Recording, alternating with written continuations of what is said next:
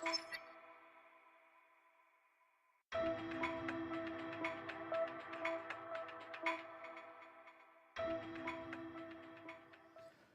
দর্শক, বিশেষ এই লাইভ শোতে আপনাদেরকে স্বাগত জানাই এবং শুভেচ্ছা জানাই। ইরানের চলমান যে পরিস্থিতি, এই পরিস্থিতি নিয়ে এই মুহূর্তের সর্বশেষ খবরগুলো আমি আপনাদের সামনে তুলে ধরবো। আমার নাম আসাদুর, আপনারা অনেকে আমাকে চেনেন এবং আমাদের সাথে রয়েছেন আমাদের অতিথি আলফি সোলোমন। তিনি মধ্যপ্রাচ্যের রাজনৈতিক পরিস্থিতি পর্যবেক্ষণ করে থাকেন এবং তিনি আমাদেরকে সর্বশেষ পরিস্থিতি তুলে ধরবেন।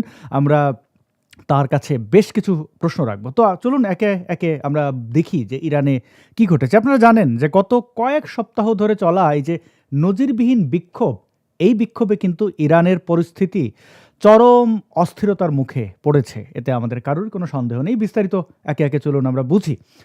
ইরানে গত ডিসেম্বরের শেষ থেকে শুরু হওয়া সরকার বিরোধী বিক্ষোভ এখন চূড়ান্ত রূপ ধারণ করেছে। আন্তর্জাতিক মানবাধিকার সংস্থাগুলো দাবি করছে যে নিরাপত্তা বাহিনীর দমন পীড়নে এই পর্যন্ত নিহতের সংখ্যা ২,০০০ থেকে প্রায় ৫,০০০ ছাড়িয়ে গেছে। কেউ কেউ সেটি বলছেন ১০,০০০, আবার বাংলাদেশের মিডিয়া দেখলাম ১২,০০০, ১৪,০০০ বলছে। দেশটির ৩১টি প্রদেশের ১৮০টির বেশি শহরে বিক্ষোভ ছড়িয়ে পড়েছে। রাজধানীর তেহরান সহ বড় শহরগুলোতে ইন্টারনেট সংযোগ এক প্রকার না, একদমই বিচ্ছিন্ন। এবং আপনারা জানেন এলন মাস্ক তার যে স্যাটেলাইট মাধ্যম সেগুলো ইরানের নাগরিকদের জন্য ফ্রি করে দিয়েছে। তো সেই যন্ত্রাংশ কতটা ব্যবহার করা যাচ্ছে সেটা একটা বড় প্রশ্ন। স্টারলিংক সম্পর্কে আপনারা অনেকেই জানেন, বাংলাদেশেও স্টারলিংক এসেছে, তার প্রভাব কি সেটা একটু বোঝার চেষ্টা করব। এরপরে আমরা একটি বিষয় দেখতে পাচ্ছি যে বিক্ষোভ দমনে ইরান সরকার কঠোর অবস্থান নেওয়ার অংশ হিসেবে আজ বুধবার ২৬ বছর বয়সী তরুণ এবং তিনি একজন বিক্ষোভকারী, আপনারা দেখতে পাচ্ছেন স্ক্রিনে তার ছবিটি, এরফান সুলতানি বা সুলতানি যাই বলেন না কেন, তো এই এরফানের মৃত্যুদণ্ড কার্যকর করার একটা প্রস্তুতি রয়েছে।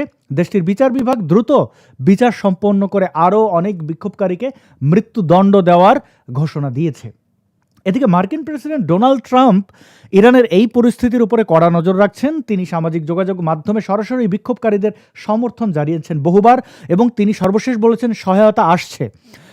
সেই সঙ্গে তিনি সতর্ক করেছেন ইরান সরকারকে, যদি ইরান সরকার নিরপরাধ নাগরিকদের উপরে দমনপীড়ন বন্ধ না করে তবে যুক্তরাষ্ট্র সামরিক পদক্ষেপ নিতে দ্বিধাবোধ করবে না। আন্তর্জাতিক প্রভাব কি রয়েছে এই ঘটনায়? উত্তেজনার রেশ ধরে মধ্যপ্রাচ্যে মার্কিন ঘাঁটিগুলোতে সতর্কতা বাড়ানো হয়েছে। কাতার থেকে কিছু মার্কিন সেনাকে সরিয়ে নেওয়ার খবর পাওয়া গেছে। অন্যদিকে ভারতসহ বেশ কিছু দেশ তাদের নাগরিকদের জরুরি ভিত্তিতে ইরান ছাড়ার নির্দেশ দিয়েছে। ইসরায়েল ও ইরানের মধ্যকার সাম্প্রতিক সমসাময়িক উত্তেজনার পর এই বিক্ষোভ দেশটির শাসন ব্যবস্থাকে এক চরম সংকটে ফেলেছে এবং অস্তিত্ব থাকবে কি থাকবে না, অর্থাৎ এই মোল্লা রেজিম, সেটি একটি বড় প্রশ্ন। রাজনৈতিক অস্থিরতার পাশাপাশি ইরানের অর্থনীতি ভেঙে পড়ার উপক্রম হয়েছে, সেটি আপনারা জানেন। ইরানের টাকার যে মান তা একটু মনে করে দিই, বাংলাদেশের ১ টাকা সমান ইরানের প্রায় ৪২,০০০ টাকা। তো এটা হচ্ছে ইরানের অর্থনীতি, বুঝে নিন। এবং খোলা বাজারে ইরানি এই যে রিয়াল, তাদের যে টাকাটা আর কি, রিয়ালের মান মার্কিন ডলারের বিপরীতে ১৪ লক্ষ ছাড়িয়েছে। অর্থাৎ আপনার কাছে ১ মার্কিন ডলার থাকলে সেটা সমপরিমাণ মূল্য ইরানি রিয়ালে ১৪ লক্ষ, মানে ১৪ লক্ষ রিয়াল। বাজারের অবস্থা কি? বাজারে খাদ্যদ্রব্য বা নিত্যপণ্যের চরম সংকট দেখা দিয়েছে, যা সাধারণ মানুষকে রাজপথে নামতে আরও বাধ্য করছে। তো এই মোল্লা রেজিমের কি হবে সেই বিষয়ে আমরা জানবো। আলফি সোলোমন ভাইকে আমি যুক্ত করে নিচ্ছি। আলফি সোলোমন ভাই, আপনাকে স্বাগত জানাই এবং কৃতজ্ঞতা জানবেন যে আপনি আমাদেরকে সময় দিয়েছেন। থ্যাংক ইউ আসাদ ভাই আমাকে যুক্ত করার জন্য এবং ইরানের ব্যাপারটা নিয়ে কথা বলার জন্য আমি আপনাকে স্পেশালি থ্যাংক ইউ দিতে চাই। বিকজ আমরা যারা মানবাধিকার বা হিউম্যান রাইটস নিয়ে কথা বলি পৃথিবীতে, এখন এই মুহূর্তে যদি আপনি সবচেয়ে বড় মানবাধিকার ক্রাইসিসের কথা চিন্তা করেন, সেটা বর্তমানে ইরানে হচ্ছে। মানে ২৪ ঘন্টার মধ্যে বা ৪৮ ঘন্টার মধ্যে ৫,০০০, ১০,০০০, ১২,০০০, আমরা তো আসলে সংখ্যাটা স্পেসিফিক জানি না, ১২,০০০ মানুষকে মেরে ফেলা নিজের দেশের সরকার কর্তৃক, এর চেয়ে ইনহিউম্যান কাজ তো হইতে পারে না। আপনাকেও ধন্যবাদ এটা নিয়ে কথা বলার জন্য আসাদ ভাই। যে আলফি সোলোমন, প্রথমে আমি একটু বুঝতে চাই হতাহতের সংখ্যাটা আসলে কত, আপনি কি মনে করেন? আচ্ছা, সো প্রথম দিন আসাদ ভাই, প্রথম দিন ব্যাপারটা এরকম ছিল যে ৪০০-৫০০ মারা গেছে এরপরে যখন আপনি Starlink এর কথা বলছিলাম, আমি ওটা নিয়ে একটু পরে বলব। বাট Starlink এর থ্রুতে ব্যাপারটা এরকম হয় যে Starlink আপনি ব্যবহার করতে হইলে আপনার একটা টার্মিনালের কাছে যাওয়া লাগে। আমরা যেরকম ডিশ ব্যবহার করতে হইলে একটা আ আ ডিশ লাগে, অর্থাৎ বাসার মধ্যে থাকা লাগে বা একটা ডিশটার কাছে, টার্মিনালটার কাছে থাকা লাগে। তো কি হইতো, রাইট। সারাদিন ওরা প্রোটেস্ট করে আসার পরে, ভিডিও রেকর্ড করে আসার পরে বাসায় এসে ওগুলো আপলোড করতে হবে। বাইরে যারা আছে অ্যাক্টিভিস্ট, হুম। হিউম্যান রাইটস ওয়ার্কার, তাদের কাছে পাঠাইতো। তো এরকম দেখা গেছে যে ২-৩ দিন পরে ডেথ টোল ২,০০০ হইছে। গতকালকে ইরান ইন্টারন্যাশনাল হচ্ছে আপনার ইরানিয়ান ডায়াসপোরা, অর্থাৎ প্রবাসীরা বিভিন্ন দেশে যে থাকে, ইরানিয়ান প্রবাসীরা যারা ইরান হু, থেকে হু। চলে যেতে বাধ্য হইছে, তারা একটা নিউজ পেপার চালায়, সেটা হচ্ছে ইরান ইন্টারন্যাশনাল। সো গতকাল ইরান ইন্টারন্যাশনাল আপনার করছে যে ১২,০০০ এর মতো ডেথ টোল পাওয়া গেছে। এবং ইরান ইন্টারন্যাশনালের সেটাকে ভেরিফাই করে সিবিএস নিউজ, আপনি জানেন যে আমেরিকার খুবই বিখ্যাত একটা টিভি চ্যানেল এবং news outlet, CBS news report করছে যে মৃতের সংখ্যা ১২,০০০ থেকে ২০,০০০ এর মধ্যে হইতে পারে।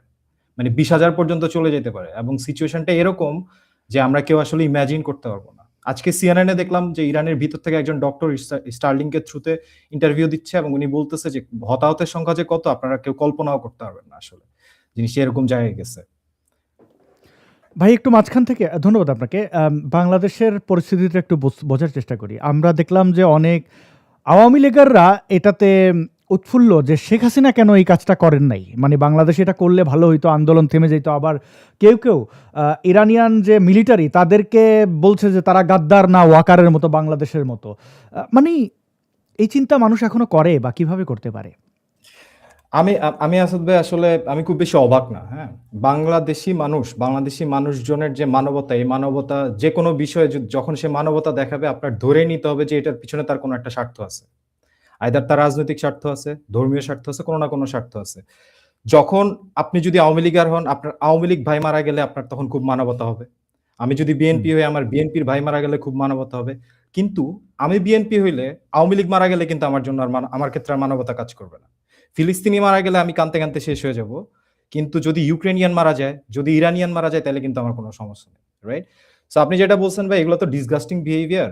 আওয়ামী লীগের এদের কথা হচ্ছে যে, এবং দেখেন এটা বলে কিন্তু সে আসলে হাসিনারে খামেনির লেভেলে নিয়ে যাইতেছে।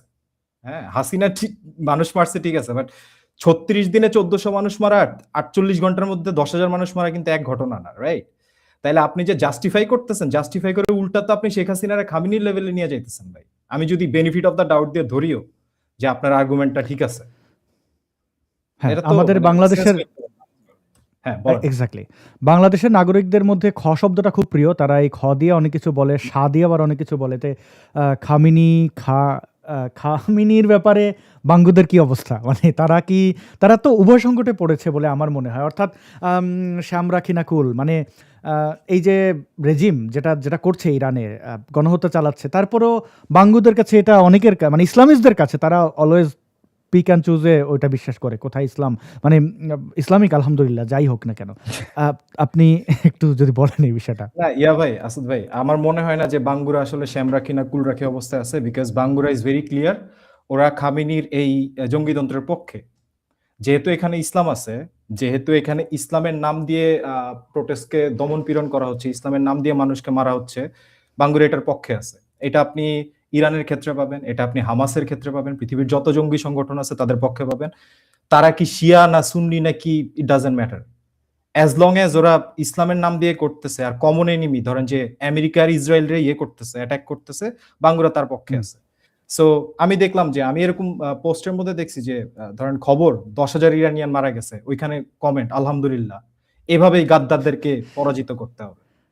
হ্যাঁ। বাঙ্গু সো মিডিয়া আমার বলছে মনে হয় যে না যে ইরানের বিপ্লব থেমে গেছে। এই বিষয়ে কিছু বলবেন? মানে না এ এ দুঃখিত বাঙ্গু মিডিয়া। না, ইরানের বিপ্লব থেমে যায় নাই ভাই। দেখেন, বিষয় হচ্ছে যদি আপনি গুলি করে সব মানুষকে মেরেও ফেলেন বা ধরেন সবাইকে ঘরে পাঠায়ও দেন, মানুষের ভিতরের যে খামেনির রেজিমের প্রতি, খামেনির জঙ্গিতন্ত্রের প্রতি ঘৃণা, এটাকে আপনি গুলি করে সরায় ফেলতে পারবেন আসাদ ভাই? না। এটা তো আসলে সেন্স মেক করে না। আর আরেকটা জিনিস এখানে অ্যানোমালিটা যে জায়গায়, সেটা হচ্ছে যে আপনি ঠিকই বলছেন, গত অলমোস্ট ৫ দিন ধরে ইরানে সব ধরনের ইন্টারনেট বন্ধ। সব ধরনের ইন্টারনেট বন্ধ হওয়ার পরে, যখন ইন্টারনেট বন্ধ করে দিছে, তখনই ইলন মাস্ক কি করছে যে ওর যে স্যাটেলাইট ওটা পাঠাইছে ইরানের আকাশে পাঠায় স্টারলিংটা করে অ্যাক্টিভেটেড করে দিছে। তো এর আগেই আপনার অপোজিশন পার্টির ইরানের বিভিন্ন যে অপোজিশন পার্টি আছে ওরা কিন্তু বিভিন্ন সময় স্টারলিংকের যে টার্মিনালগুলা, ওই যে ডিশগুলা, ওগুলো হচ্ছে স্মাগল করে করে ইরানের ভিতরে ঢুকাইছে। এর ফলে যেটা হয়েছিল যে আমরা আপডেটগুলা স্টারলিংকের থ্রুতে জানতে পারতাম, ভিডিও, তারপরে এই যে মানুষকে মেরে ফেলে রাখছে এইসব ভিডিও জানতে পারতাম। যখন রেজিম এটা বুঝতে পারছে যে স্টারলিংকের থ্রুতে ইনফরমেশন দেশের বাইরে যাচ্ছে, তখন ওরা, আপনি নিশ্চয়ই এই খবরটা দেখছেন যে যা আগে কেউ পারে নাই তা করিয়ে দেখিয়েছে খামেনি, স্টারলিং বন্ধ করে দিচ্ছে খামেনি। এটা নিউজ দেখছেন না বাংগু মিডিয়াতে? ঘটনাটা যেটা হয়েছে ভাই, রাশিয়া থেকে এরা মিলিটারি স্কেল জ্যামার নিয়ে আসছে।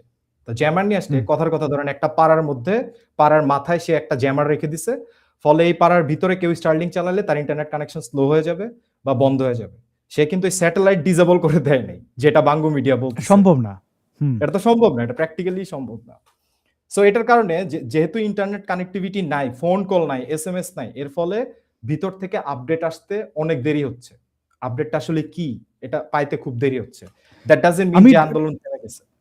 থেমে গেছে বা ফুটেজ আসছে না। আমি ডয়চে ভেলে সহ বিবিসি, চ্যানেল 4 সহ অনেকগুলো সংবাদ মাধ্যম দেখছিলাম, তাদের কাছে যথেষ্ট ফুটেজ রয়েছে। আচ্ছা, আমি একটু জ্যামারটা বোঝার চেষ্টা করি। জ্যামারটা আসলে এই রাশিয়ান মিলিটারি গ্রেড জ্যামার এগুলো কিভাবে কাজ করে? মানে ব্যাপারটা এরকম যে আমি ধরেন একটা লাউড স্পিকারে, এই যে ওয়াজ মাহফিল দিয়ে উদাহরণ দিই, ওয়াজ মাহফিলে একটা চুঙ্গা লাগাইলাম, অনেক ক্যাঁ ক্যাঁ ক্যাঁ ক্যাঁ করে আমি আজহারি আমি চিৎকার করতেছি। এখন মনে করেন এটারে থামাইতে গেলে আমি আরো আমার প্রতিপক্ষ, ধরেন আমি আজহারি একটা চুঙ্গা লাগাইছি, সে আরো 5টা চুঙ্গা লাগায় আমার দিকে তাক করাই দিল, মানে ওইভাবে আর কি, তাই না? এই শব্দটাকে ডাউন করে দিয়ে ওইটাকে ব্যাপারটা অনেকটা এরকম। মানে ব্যাপারটা এখন কি হয়, যেমন ইউক্রেনে আর রাশিয়ার যে যুদ্ধ চলতেছে, এটা তো হচ্ছে অনেকগুলো ড্রোন ইউজ করা হয়। হ্যাঁ, তো ড্রোনটা ইউজ করতে হলে ইউক্রেন হচ্ছে স্টারলিংকের নেট ইউজ করে। হ্যাঁ, মানে যেহেতু স্যাটেলাইট ইন্টারনেট, যেখানেই যাক, একদম দুর্গম জায়গায় গেলে ওরা ইন্টারনেট পাবে। তো রাশিয়া যেটা করে, আপনার এই ড্রোনটার জন্য যে ইন্টারনেটটা দরকার, আমি জ্যামার দিয়ে ওই ইন্টারনেটটা বন্ধ করে দিলাম। মানে জ্যামারটা হচ্ছে ওই ডিভাইসটাতে যাতে ইন্টারনেট না ঢুকতে পারে এই ব্যবস্থা করে। এখন এটা হচ্ছে যুদ্ধক্ষেত্রে ব্যবহারের ভাই জ্যামার। চিন্তা করেন যে খামেনির জঙ্গিতন্ত্র, তারা হচ্ছে যুদ্ধক্ষেত্রে যে জ্যামার ব্যবহার করে, সেই জ্যামার নিজের মানুষের উপর ব্যবহার করতেছে, যাতে নিজের মানুষ ইন্টারনেট ব্যবহার করতে না পারে।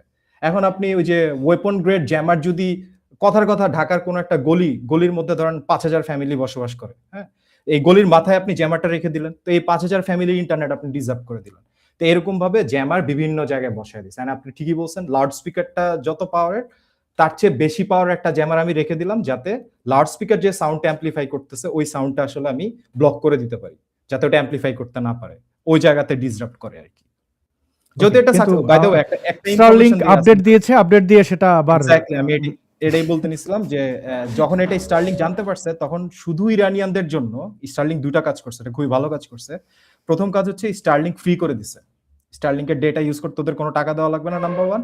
আর নাম্বার 2, ওরা যেটা করছে যে যখন ওরা জানতে পারছে যে জ্যামার দিয়ে করতেছে, তখন ওরা ইরানিয়ানদের জন্য শুধু একটা আপডেট দিছে, যে ওই আপডেট দিলে জ্যামার যেই ওদের ইন্টারনেট ডিসরাপ্ট করতেছে এটাকে বাইপাস করে ওরা ইন্টারনেট চালাইতে পারবে। এটার কারণে আবার গতকালকে থেকে আমরা কিন্তু ফুটেজ আপডেট এগুলো পাইতেছি এই আপডেটটার পর থেকে। আপনি নিশ্চয়ই ডয়চে ভেলতে এটা দেখছেন, এটা বলতেছিলেন। আমি জাস্ট ওইটা দেখার সময় বাঙ্গুদের কথা মনে পড়লো যে তারা মনে করে সন্তান জন্ম দিয়ে পৃথিবী জয় করবে, কিন্তু তাদের আসলে ইসরায়েলিদের দিকে তাকানো উচিত। স্টারলিংক থেকে শুরু করে যতগুলো বড় বড় প্রতিষ্ঠান পৃথিবীতে আছে, এগুলোর পেছনে কারা একটু জানার, মানে আসলে বুদ্ধিমত্তা দিয়ে আগানো উচিত, মানে সংখ্যা দিয়ে না। এই যে তারা এত কষ্ট করে সেই জিনিস নিয়ে আসছে, সে এক আপডেট দিয়ে সফটওয়্যার বা হার্ডওয়্যার কিছু পরিবর্তন এনে খেলা খতম করে দিয়েছে। ধরেন যে ফ্রিকোয়েন্সিতে ও আমার ইন্টারনেটটা ডিসরাপ্ট করতেছে, আমি আপডেট দিয়ে ফ্রিকোয়েন্সিটা চেঞ্জ করে দিলাম। আমি তো আসলে টেকনিশিয়ান না, আমি জাস্ট উদাহরণ হিসেবে বলতেছি। আমি ফ্রিকোয়েন্সিটা চেঞ্জ করে দিলাম যাতে মানুষ ইউজ করতে পারে। এবং তার যে স্যাটেলাইটগুলোর পজিশন বদলে ফেলেছে খুব দ্রুত, মানে যেগুলো থাউজেন্ডস অফ স্যাটেলাইটস যদি বদলাইতে হয় ম্যানুয়ালি, এটা খুব, মানে এটা এখন হাতের তুড়িতে হয়। কোন ফায়াকুন আসলে ইহুদি নাসারারাই দেখাইয়া দিচ্ছে। একটু জানতে চাই আসলে 26 বছর বয়সী এই যে ইরফান সুলতানি, তাকে এক্সিকিউশনের জন্য, মানে তার হত্যা, মানে সরি শব্দটার জন্য, তো আপনি কি বলবেন এই ব্যক্তিটার ব্যাপারে? তার ব্যাপারে আপনি কতটুকু জানতে পেরেছেন? কেন তার উপরে, তাকে কেন এরকম সামনে রেখে কি মেসেজ দিতে যাচ্ছে খামেনি? আসলে ইরফানকে একটা এক্সাম্পল হিসেবে দেখাচ্ছে যে দেখো, তোমরা হচ্ছে কিছু করলে, তোমরা আমার বিরুদ্ধে দাঁড়াইলে এই পরিণতি হবে তোমাদের। ইরফানকে একটা এক্সাম্পল হিসেবে দেখানোর চেষ্টা করতেছে। না হলে আপনি চিন্তা করেন, যদি ডিউ প্রসেসের ধরে নিলাম ওর ফাঁসি হবে, সমস্যা নাই, ডিউ প্রসেসের থ্রুতে কারো যদি বিচার হইতে হয়, সেই বিচারটা কি 5 দিন 7 দিনের মধ্যে হয়ে যায়? মানে আপনার লয়ার আর্গুমেন্ট দিবে, আমার লয়ার আর্গুমেন্ট দিবে, এটা করে টোরে একটা নির্দিষ্ট সময় তো লাগে আপনার ভার্ডিক্টে পৌঁছাইতে। কিন্তু ইরফানকে মাত্র 5-6 দিনের মধ্যে তার ফাঁসি। আজকে আমি খুবই দুঃখের সাথে, আমি একটু আগে চেক করতেছিলাম, কিছু কিছু আনভেরিফাইড ইয়া পাচ্ছি যে ইরফানকে অলরেডি এক্সিকিউট করে ফেলছে। আবার কোথাও কোথাও থেকে দেখতেছি যে না, এখনো করে নাই। সো আসলে ইরফানের এই এক্সিকিউশন দিয়ে যে প্রোটেস্টাররা আছে, যে বিক্ষোভকারীরা আছে, তাদেরকে একটা মেসেজ পৌঁছা দেওয়ার চেষ্টা করতেছে খামিনি, যে তোমরা যদি রাস্তায় নামো তাইলে কিন্তু গুলি তো করতেছি তোমাদেরকে, আর যদি ধরতে পারি তাইলে কিন্তু তোমাদেরকে আমরা ফাঁসি দিব। এটার ইয়াতে রেলেভেন্ট একটা জিনিস আসাদ ভাই আমি একটু দেখাইতে চাই। প্লিজ। হ্যাঁ, সো আমরা তো ইরফানের কথা বলতেছি। গত এক বছরে ইরানে টোটাল 2200 এক্সিকিউশন হয়েছে। 2200, বিবিসির এখানে আসছে 1500, অন্য রিপোর্টে আসছে 2200 এরকম। আমরা যদি এই যে দেখি যে টোটাল 2025 সালে 1500 এক্সিকিউশন, অর্থাৎ ফাঁসির এক্সিকিউট করছে 1500। আপনাদের মনে আছে যে 12 ডেজ ওয়ারের সময় মোসাদ বিভিন্ন জায়গায় ডিসরাপ্ট করছিল, ইরানের বিভিন্ন জায়গায় মোসাদ বিভিন্ন অপারেশন চালাইছিল। এরপরে যুদ্ধটা শেষ হওয়ার পরে খামেনি তার বিরোধী দলীয় যারা আছে বা যারা তার বিরোধিতা করে, তাদের সবাইকে গণহারে এ তো মোসাদের এজেন্ট, এ তো আমেরিকার এজেন্ট, এগুলো বলে জাস্ট ফাঁসি দিয়ে ঝুলাই দিছে। সো গত এক বছরে, এটা পৃথিবীতে গত এক বছরের মনে হয় সর্বোচ্চ, যে 1500 থেকে 2200 মানুষকে জাস্ট ফাঁসি দিয়ে মারছে খামিনি। সো ইরফানের এই ঘটনাটা আসলে খামিনির জঙ্গিতন্ত্রের নতুন কিছু না আসাদ ভাই, এটা বছরের পর বছর ধরে হয়ে আসতেছে। ইরফান জাস্ট একটা উদাহরণ, প্রোটেস্টারদেরকে একটা ভয় দেখানো, যে দেখো তোমাদেরকেও এভাবে আমরা ফাঁসি দিয়ে দিব। Very unfortunate. দেখা যাক, যদি ইরফানকে হত্যা করেও আমার মনে হয় এটি বুমেরাং হবে, মানে হিতে বিপরীত হবে, কারণ হত্যা কোনো সমাধান না। কোনো মানুষের জীবন কেড়ে নিয়ে তার আসলে আদর্শ বা তার অধিকারের জায়গাটি খর্ব করা যায় না, যার উদাহরণ আমাদের এখানে আরেকটা জিনিস আমি মুক্তিযুদ্ধ, আসলে অ্যাড করতে চাই। সরি, আমি আরেকটা জিনিস অ্যাড করতে চাই। আপনি যে ইরফানের বেলায় দেখেন বা এই প্রোটেস্ট গুলাতে যত মানুষ মারা গেছে, একটা ডিস্টিংশন আমাদের করতে হবে, সেটা হচ্ছে ইরানের সাধারণ মানুষ এবং ইরানের শাসক গোষ্ঠী। জাস্ট আকাশ পাতাল কিন্তু। ইরানের শাসক গোষ্ঠী যেরকম ধর্মান্ধ, আপনার স্বৈরাচার ধর্মান্ধ এবং থিওক্রেসি প্র্যাকটিস করা একটা ধর্মান্ধ জনগোষ্ঠী, কিন্তু অন দ্য আদার হ্যান্ড ইরানের সাধারণ মানুষ যারা আছে, এরা কিন্তু প্রচন্ড শিক্ষিত, প্রচন্ড লিবারাল, প্রচন্ড ওয়েস্টার্নাইজড, এবং এরা মনে প্রাণে ডেমোক্রেসি, নারী অধিকার এগুলোতে বিশ্বাস করে। আপনি দেখবেন যে এই প্রোটেস্টে মারা গেছে, আমি গতকালকে দেখতেছিলাম, ফুটবল প্লেয়ার, একজন সিনেমা ফিল্ম মেকার, একজন মিউজিশিয়ান, একজন ফ্যাশন নিয়ে পড়ে এরকম একজন মানুষ। তার মানে এরা সবাই ফ্রিডম লাভিং পিপল, এরা সবাই হচ্ছে সেকুলারিজম, গণতন্ত্র, নারী অধিকার এইসবে বিশ্বাস করা মানুষ। তো এদেরকে মেরে ফেলার মাধ্যমে আসলে তো আপনি একটা প্রাণ ধ্বংস করতেছেন ঠিকই, কিন্তু আপনি কোনো কিছু আসলে ধ্বংস করতে পারবেন না, because freedom is by contagious, মানে ফ্রিডম কিন্তু ছড়ায় যায়, ছোঁয়াচে। হ্যাঁ, মানে মানুষের যখন স্বাধীনতার প্রতি একটা প্রেম, এটা কিন্তু ছোঁয়াচে, এটা আপনি কোনোভাবেই থামাইতে পারবেন না। হ্যাঁ, প্লিজ। রাইট। আমরা কিছু কমেন্ট পড়ি।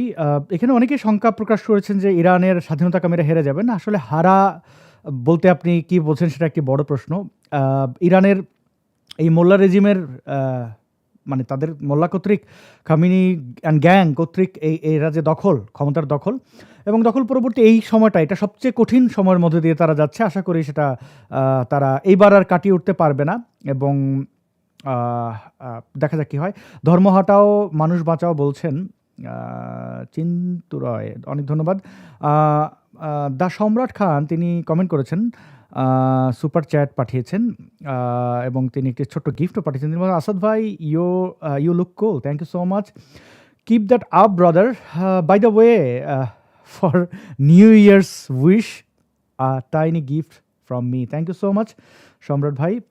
এবং আচ্ছা, এফ দিয়ে আরেকজনে লিখেছেন খোমেনি। ওকে ওকে, পৃথিবীর সব জায়গায় নাস্তিকরা পরাজিত হচ্ছে, নাস্তিকদের ফাঁসি দেওয়া হচ্ছে, নাস্তিকরা সন্ত্রাসী সংগঠন, এরা খুনি। ওকে, বাহ, অনেক কিছু জানলাম।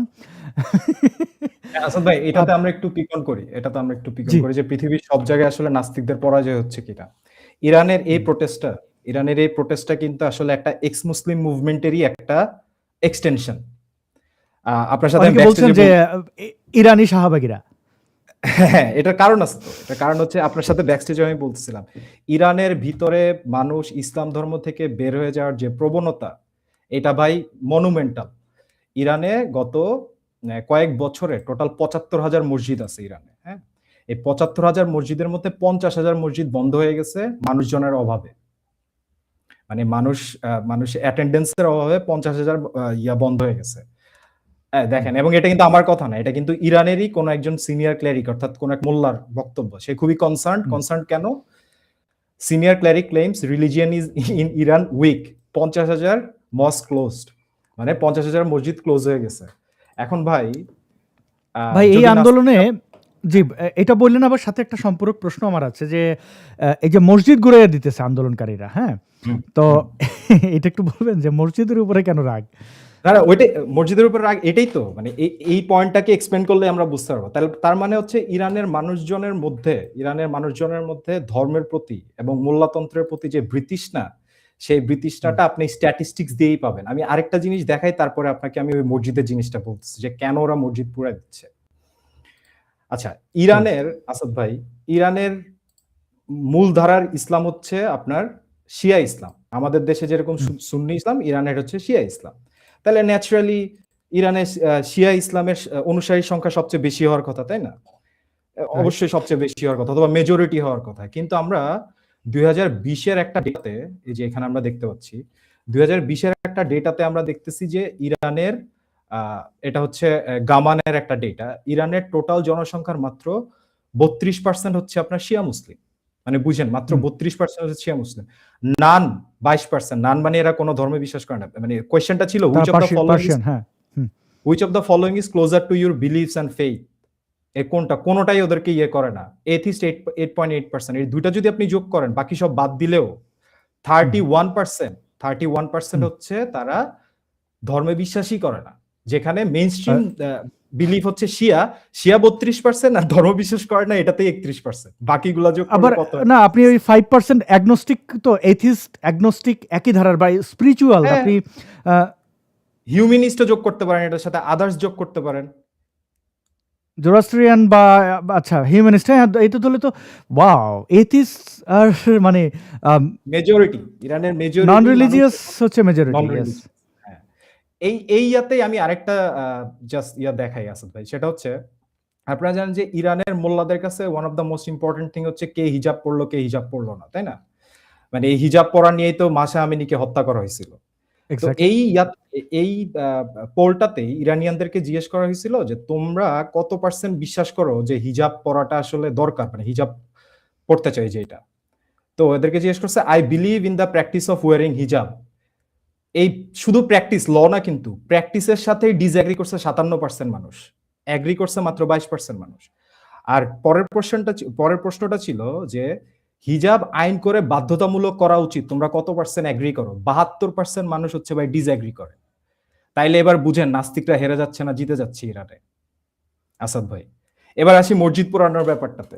মসজিদ পুরানোর ব্যাপারটা কেন হয়েছে? আমি যে বলতেছিলাম যে এই আন্দোলনটা আসলে এক্স মুসলিম মুভমেন্টেরই একটা এক্সটেনশন। ইরানের ভিতরে মানুষ দলে দলে ইসলাম ছেড়ে দিচ্ছে। এই যে আমরা দেখাইলাম ৫০,০০০ মসজিদ বন্ধ হয়ে যাচ্ছে, এই ডেটা থেকে আমরা দেখলাম। এর ফলে কি হয়েছে? মোল্লাতন্ত্রের যেই রিপ্রেশন বা যেই অত্যাচার, যে নির্যাতন, এই নির্যাতনের কেন্দ্র হিসেবে মানুষ চিহ্নিত করছে তো মসজিদগুলার ভিতর থেকেই তো মোল্লাতন্ত্রে এগুলা পরিচালিত হইতো। ফলে মানুষের সমস্ত রাগ এই মসজিদের উপর ছিল। তারা খালি মসজিদ পোড়ায়, তারা মসজিদ পোড়াইছে, তারা কোরআন পোড়াইছে, এবং মসজিদ পোড়ানোর সংখ্যা ১০০-র উপরে। শুধু তেহরানেই ২ দিনের মধ্যে ৩০টা মসজিদ পোড়াইছে ভাই। তো তাছাড়া খোমেনি তো বলছে যারা আন্দোলন করতেছে তারা আল্লাহর দুশমন। তো আল্লাহর দুশমন যদি তারা হয়, মানে বুঝলাম আল্লাহর দুশমন, তো আল্লাহর দুশমনরা আল্লাহর ঘর পুড়িয়ে দিচ্ছে, সমস্যা কি? কোনো সমস্যা নাই তো, এক্স্যাক্টলি। সো এটা হচ্ছে খুবই আশার বিষয় আসাদ ভাই, আশার বিষয়। কারণ ইরানের সাধারণ মানুষজন তারা খুবই আপনি যেখানে আছেন, আপনি যদি ইরানিয়ান ডায়াসপোরা মানুষজনের সাথে মিশেন, আপনি দেখবেন এরা খুবই কালচার, খুবই শিক্ষিত এবং আমি একটু বলি, আমার বেশ কয়েকজন বন্ধু আছে যারা ইরানিয়ান এবং তারা নিজেকে পার্সিয়ান বলে, এবং তারা খুবই ভালো মানুষ। আমি এত ভালো হইতে পারে মানুষ ইরানিয়ানরা, মানে আমি আসলে তাকে না দেখলে আমি বিশ্বাস করেন, এটা খুবই চমৎকার অভিজ্ঞতা আমার। একটা ভিডিও আমি দেখাই, মসজিদ পোড়ানো তো দূরের কথা, মানে এই ভিডিওটা যারা দেখবেন একটু সংবেদনশীল, এবং এটা চ্যানেল 4-এর, চ্যানেল 4 থেকে আমি একটু দেখাই। For days now, we've been hearing reports, unverifiable given Iran's internet shutdown, that hundreds of protesters have been killed in an escalating crackdown. এটা হচ্ছে 2 দিন আগের ঘটনা। Now, what seems to be the first tangible 150 বা এরকম কিছু একটা বলছে। এখন সেটা 20,000 ছাড়িয়ে গেছে বলে বিভিন্ন আনভেরিফাইড, কারণ কোনো কিছু ভেরিফাইড না। যখন আপনি রাষ্ট্রীয়ভাবে তথ্য গোপন করবেন তখন সেখানে মিস ইনফরমেশন আসতেই পারে। তো এটা একটা অংশ, এই ভিডিওগুলো স্পর্শকাতর, আমি দেখাতে পারছি না খুব বেশি। আলফি সলমান ভাই নিশ্চয়ই সামনে দেখাবেন। আমরা আবার একটু মোল্লাতন্ত্রে ফিরে যাই। এই যে মোল্লাতন্ত্র, তাদের যদি এই স্বাধীনতাকামীরা যদি পরাজিত করতে পারে তাহলে তাদের কি হতে পারে? তাদের এই শরিয়া তাদের পশ্চাৎ দেশ দিয়ে কি ঢুকিয়ে দেবে তারা? মানে আমি শব্দটার অবশ্যই জন্য দুঃখিত, কিন্তু বিকজ এটাই হচ্ছে যে এত থাউজেন্ডস অফ পিপল আপনি একদিনে গুলি করে মেরে ফেলবেন, আর আপনার ইজমরে আমি রেসপেক্ট করব? No way. আপনার একটা মজার ইনফরমেশন দিয়ে আসল ভাই, এই যে আমরা ভাবতেছি কি যে ইরানের এই আন্দোলনটা আসলে মানে 2025 সালে ইউনিক। না না না না, ইরানের 16 শতাব্দীতে আপনার হচ্ছে শিয়া ইসলামকে কেন্দ্র করে একটা মডার্ন স্টেট গড়ে উঠছে। সেই 16 শতাব্দীতে আপনার টার্কিশ ভাষায় কথা বলতে এরকম একজন লোক, ইসমাইল নাম ছিল মোস্ট প্রবাবলি, উনি ছিল সুন্নি, কিন্তু যখন উনি ইরানের যে লোকজন ছিল, যে শাসক ছিল, তাদেরকে টপল ওভার করে উনি ক্ষমতা নিছে, তখন উনি আবার শিয়া ইসলামে কনভার্ট করে ফেলছে। তো এটা ছিল খুব একটা শকার। তো শিয়া ইসলামে কনভার্ট করে উনি ইরানকে আসলে একটা শিয়া ইসলাম কেন্দ্রীভূত একটা রাষ্ট্র হিসেবে স্ট্যাবলিশ করছে, এবং পুরা পৃথিবীর শিয়ারা হচ্ছে ইরানে গ্যাদার করছে। মজার বিষয় হচ্ছে এই যে গেল আপনার সাফাভিজ, ওই ফ্যামিলিটার নাম ছিল সাফাভিজ ফ্যামিলি। মজার বিষয় হচ্ছে সাফাভিজের যখন আস্তে আস্তে হচ্ছে, মানে আস্তে আস্তে ডেগ্রেডেশন হচ্ছে, হইতে 1906 সালে, তখন কিন্তু শিয়া মেজরিটির উপর ভিত্তি করে, শিয়া লয়ের উপর ভিত্তি করে ইরান চলতো। 1906 সালে ইরানে একটা রেভলিউশন হয়েছে। আজকে আপনি যে রেভলিউশন দেখতেছি, 1906 সালে, আজকে থেকে কত হয়, 100 বছর, 120 বছর আগে ভাই একটা রেভলিউশন হয়েছে। সেই রেভলিউশনটা ছিল একটা কনস্টিটিউশনাল রেভলিউশন, এবং ওই রেভলিউশনের থ্রুতে ইরান প্রথম কনস্টিটিউশন পাইছিল। এবং মজাটা হচ্ছে ওই রেভলিউশনটা ছিল একটা রিফরমেশনের রেভলিউশন, সেকুলারিজমের দিকে যাওয়ার একটা রেভলিউশন। তার মানে আজকে থেকে 120 বছর আগে ইরানিয়ান মানুষজন সেকুলারিজমের দিকে যাওয়ার চেষ্টা করছে। কেন বলেন তো আসাদ ভাই? কারণ হচ্ছে এই যে পার্সিয়ান সিভিলাইজেশন, ইরানিয়ান সিভিলাইজেশন, এটা ভাই 2500 বছর, 2500 বছর পুরানো একটা সিভিলাইজেশন। ইসলাম আসারও 1300 বছর আগের। ইসলাম তো শুক্র 8 দিন আসছে, তাই না? তারও 1300 বছর আগের থেকে ইরানিয়ানদের এই সভ্যতা ওইখানে আছে। ফলে এই মানুষগুলোর মধ্যে নিজেদের সভ্যতার প্রতি প্রেম বলেন বা অ্যাওয়ারনেস বলেন, এটা আছে। এবং 1906 সালের যে রেভলিউশনের কথা বললাম, এই রেভলিউশনের পরেই কিন্তু হচ্ছে শাহ আসছে, ফার্স্ট ওয়ার্ল্ড ওয়ারের পরে রেজা শাহ পাহলভি আসছে, তারপরে মোহাম্মদ রেজা শাহ আসছে, এবং ওনাদের সময় ইরানে এই ক্রমগুলো একটু বিস্তারিত জানতে চাই। আমি দুঃখিত, এই ক্রমটা একটু বিস্তারিত জানতে চাই। খুব একটা ইন্টারেস্টিং পার্ট আছে এখানে, যে বাঙ্গু বামরা এখন যে জামাতি ফামাতি ইসলামিস্টদের সাথে মিলেমিশে, বা ওই যে তুমিকে আমিকে রাজাকার বলা নারীরা, তারা ওই সেহুদার ভাষায় বলতে হয় যে পাছার মধ্যে টরাস করে যে বাড়িটা খাবে। ইরানে কি হয়েছে, আমি একটু এখানে একটা কমেন্ট আমার মাথা থেকে এই জিনিসটা আসছিল, আপনাকে আমি জিজ্ঞেস করি যে ভাই, এই যে বাঙ্গুরা, অ্যালেক্স কমেন্ট করেছেন যে আসাদ ও আলফি ভাই, বাঙ্গু মুমিনগুলো ইরানি শিয়াদের জন্য মায়ার পাহাড় বইয়ে দিচ্ছে, অথচ নিজ দেশে শিয়াদের প্রতিনিয়ত নির্যাতন করে যাচ্ছে ভণ্ডগুলো। এটা একটু বললেন। তার আগে আরেকটা কমেন্ট আমি দেখাতে চাই, যে আপনি পার্সিয়ানদের ব্যাপার বলছিলেন, তো একজন মিস্টার কল্যাণ দত্ত, তিনি বলছেন, সম্ভবত দত্ত তার নাম, যে I have friends too, they don't believe in Muslim আর ইসলাম, দে জাস্ট প্রিটেন্ড। এটা সত্য যে তারা আসলে ইসলামে বিশ্বাস করে না এবং নিজ দেশে ফিরতেও চায় না, বিশেষ করে ইয়াং হইলে বলে মিলিটারিতে ঢুকিয়ে দেবে, আমি যেই ইজম বিশ্বাস করি না সেখানে আমাকে সার্ভ করতে হবে। এবার হচ্ছে যে এই যে বাঙ্গু মুমিনদের, মানে তারা শিয়াদেরকে মানুষই মনে করে না, মুসলমান তো দূরের কথা, জিন্দিক মনে করে, ফরজে কাতাল কি যেন বলে। তো তারা আবার ইরানরে নিয়ে প্রাউড করে। এই দ্বিচারিতা কি, মানে এরা কি, এদের কোনোদিন কি লজ্জা হবে না? এটার একটা আছে, এর একটা মজা আছে ভাই। এটা সব কিছুর ব্রিজ হচ্ছে, এই যে ধরেন সুন্নি মুমিন মুসলমানরা আজকে শিয়া ইরানরা সাপোর্ট করতেছে, এটার ব্রিজটা হচ্ছে প্যালেস্টাইন। কিভাবে? আপনি যদি ফিলিস্তিনের গাজার যে সন্ত্রাসী গোষ্ঠীগুলো আছে, হামাস, হিজবুল্লাহ তো না, সরি, হামাস ইসলামিক জিহাদ, এই হামাস ইসলামিক জিহাদ এরা কিন্তু সুন্নি জঙ্গি গোষ্ঠী, কিন্তু এদেরকে ফান্ডিং করতেছে, অস্ত্র দিতেছে কাতার হচ্ছে একটা সুন্নি দেশ। আবার এদেরকে ফান্ডিং অস্ত্র দিতেছে হচ্ছে আপনার ইরান। ইরান হচ্ছে আবার শিয়া দেশ। মুসলিম ব্রাদারহুড, কাতার, ইরান এরা সবাই মিলে এক হয়ে গেছে হচ্ছে when it comes to Palestine. এই প্যালেস্টাইন হচ্ছে এদের ব্রিজ, বুঝছেন? হুম। তো এই ফিলিস্তিনে যখন হামাস ইসরায়েলিদেরকে মারে, দেখেন আপনি যেই ডিনোমিনেশনারি মুসলমানই হন আসাদ ভাই, আপনার প্রধান শত্রুকে ইসরায়েল, তাই না? প্রধান শত্রু হচ্ছে ইহুদি। মোহাম্মদ বলে গেছে না যে শেষ ইহুদিরে হত্যা না করা পর্যন্ত কিয়ামত হবে না। মোহাম্মদের হাদিস তো এটা, যে শেষ ইহুদিকে হত্যা না গাছে করা চিপায় লুপায় লুকে দেবে, গাছ সাক্ষী দেবে। হ্যাঁ, গাছ সাক্ষী দিবে। তার মানে আপনি যে ডিনোমিনেশনেরই মুসলমান হন, আপনার শত্রু হচ্ছে ইহুদিরা, এবং সেই ইহুদিদেরকে আপনি অ্যাটাক করতেছেন কোন জায়গা থেকে? গাজা থেকে, কোট আনকোট প্যালেস্টাইন থেকে। এবং ওইখানে প্যালেস্টাইনে যে সন্ত্রাসী গোষ্ঠী আছে ওদেরকে সাপোর্ট দিতেছে মুসলিম ব্রাদারহুড, ওদেরকে সাপোর্ট দিতেছে কাতার, ওদেরকে সাপোর্ট দিতেছে ইরান। এই ট্রায়াঙ্গেলটা এক হয়ে যাচ্ছে ব্রিজের মাধ্যমে, এই গাজা ব্রিজের মাধ্যমে সেইখানে জঙ্গি। এবং আপনি বাঙ্গু মুমিনদের কথা চিন্তা করেন, যে বাঙ্গু মুমিনরা সারা জীবনে কোন একটা ইহুদিরে চোখে দেখেন, ইহুদি দেখতে কিরকম, ইহুদিরা কিভাবে কথা বলে এটা করে নাই, কিন্তু ওদের প্রচন্ড ঘৃণা ইহুদিদের প্রতি। এবং সেই ইহুদিদেরকে মারতে চাইলে তো বাঙ্গু মুমিনরা বাংলাদেশ থেকে গাজওয়াতুল হিন্দের মতো গাজওয়াতুল ইহুদি করতে পারবে না, তাই না? তাহলে ওদেরকে ভরসা করতে হবে হামাসের উপর। সেই হামাসকে ব্যাক দিতেছে ইরান, তাহলে ইরান তোদের বাই ডিফল্ট কিন্তু হামাসরে তো বানাইলো ইসরায়েল, তাই না? মোসাদ, এটা কে বলছে আসাদ ভাই হামাসরে অনেকেই বানাচ্ছে? তো বলে। ওয়েল, আপনি অনেক কনস্পিরেসি থিওরিতে বিলিভ করতে পারবেন যে আইসিস বানাইছে হচ্ছে আমেরিকা, হ্যাঁ, তারপরে ধরেন যে আল কায়দা বানাইছে হচ্ছে। এটা যদি করে থাকে, বাই দ্য ওয়ে আসাদ ভাই, যদি হামাসরে মোসাদ বানায় থাকে বা আল কায়দারে আমেরিকা বানায় থাকে, তাহলে তো মুমিন মুসলমানদেরকে ইসরায়েল আর আমেরিকার ধন্যবাদ দেওয়া উচিত, তাই না? কারণ ওদের যে জিহাদ যে ওদের একটা কোর বিলিভ, ওদের একটা প্রধান দায়িত্ব, ইমানি দায়িত্ব, সেটা পালন করতে সহায়তা করতেছে আমেরিকার ইসরায়েল।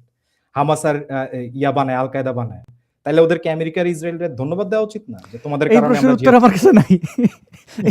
এটা তো ইমানে আঘাত দিয়ে দিলেন ভাই, এরকম প্রশ্ন করি না। ওদেরকে ধন্যবাদ দেওয়া উচিত। But having said that Asad ভাই, যেটা বললাম যে ওরা তো আসলে ইহুদিদেরকে নিজেরা কিছু করতে পারবে না, বাঙ্গু মুমিনরা করবে হচ্ছে ওই গাজার হামাস, জঙ্গি হামাস, সেই হামাসরে ব্যাকিং দিতেছে ইরান।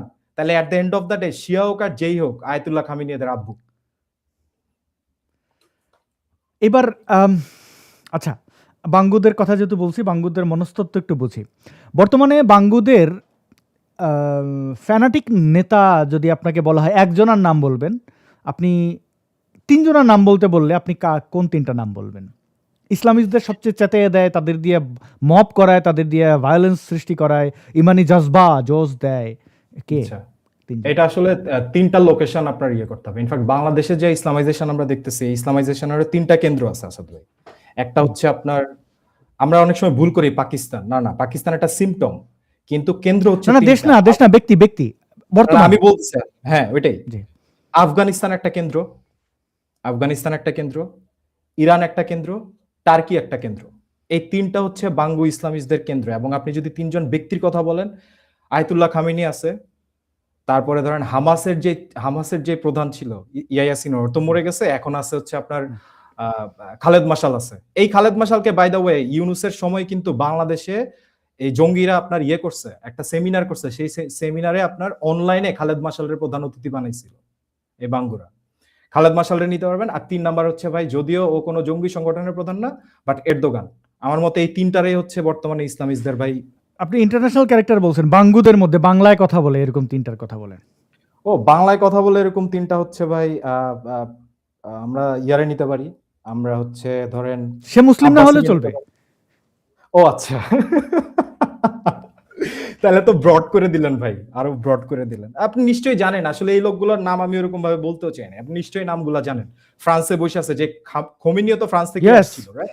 আবু তালেব, এখানে টুইস্ট আছে, এইজন্য আমি আপনাকে জিজ্ঞেস করছি। আমি জানি এটা বলবেন না, আমাদের দর্শকরা বলছিলেন। ইরানের ইসলামিস্টদের যে আব্বু, সেও কিন্তু ফ্রান্সেই ছিল বাই দ্য ওয়ে আসাদ ভাই। একটু আমরা বোঝার চেষ্টা করি।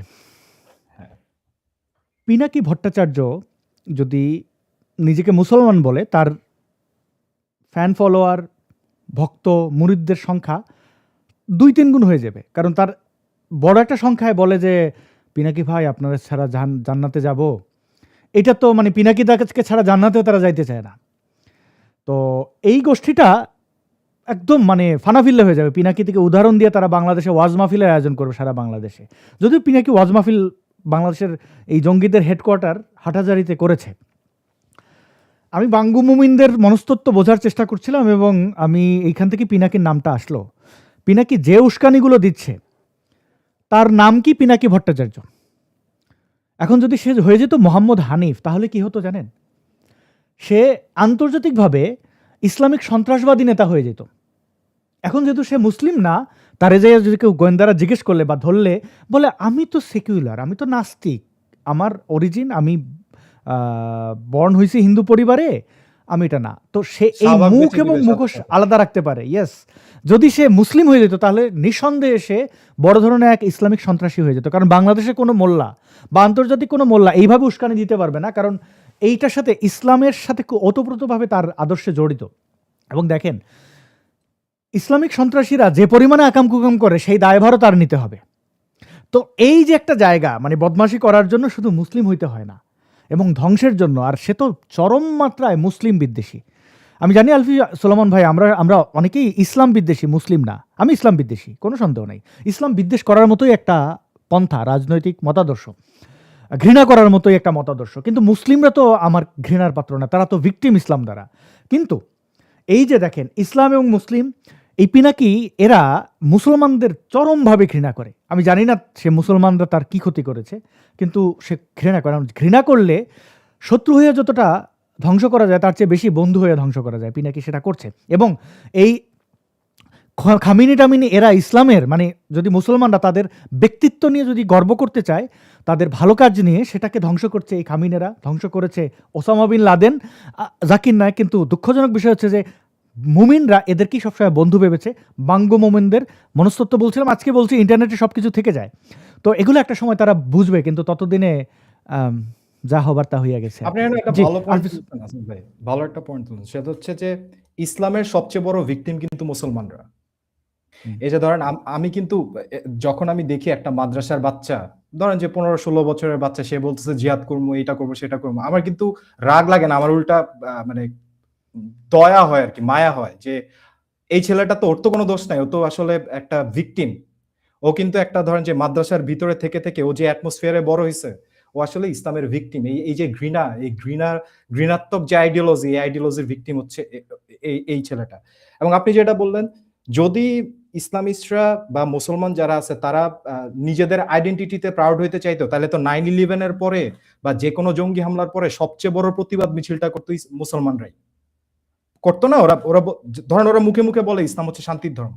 তো ইসলাম যদি শান্তির ধর্ম হয়ে থাকে, তাহলে তো যে কোনো জঙ্গি হামলার পরে তোরা সবার আগে মিছিল করার কথা, যে আমাদের ধর্মের নাম দিয়ে এই জঙ্গি হামলা করছে, আমরা এটা তীব্র নিন্দা জানাই।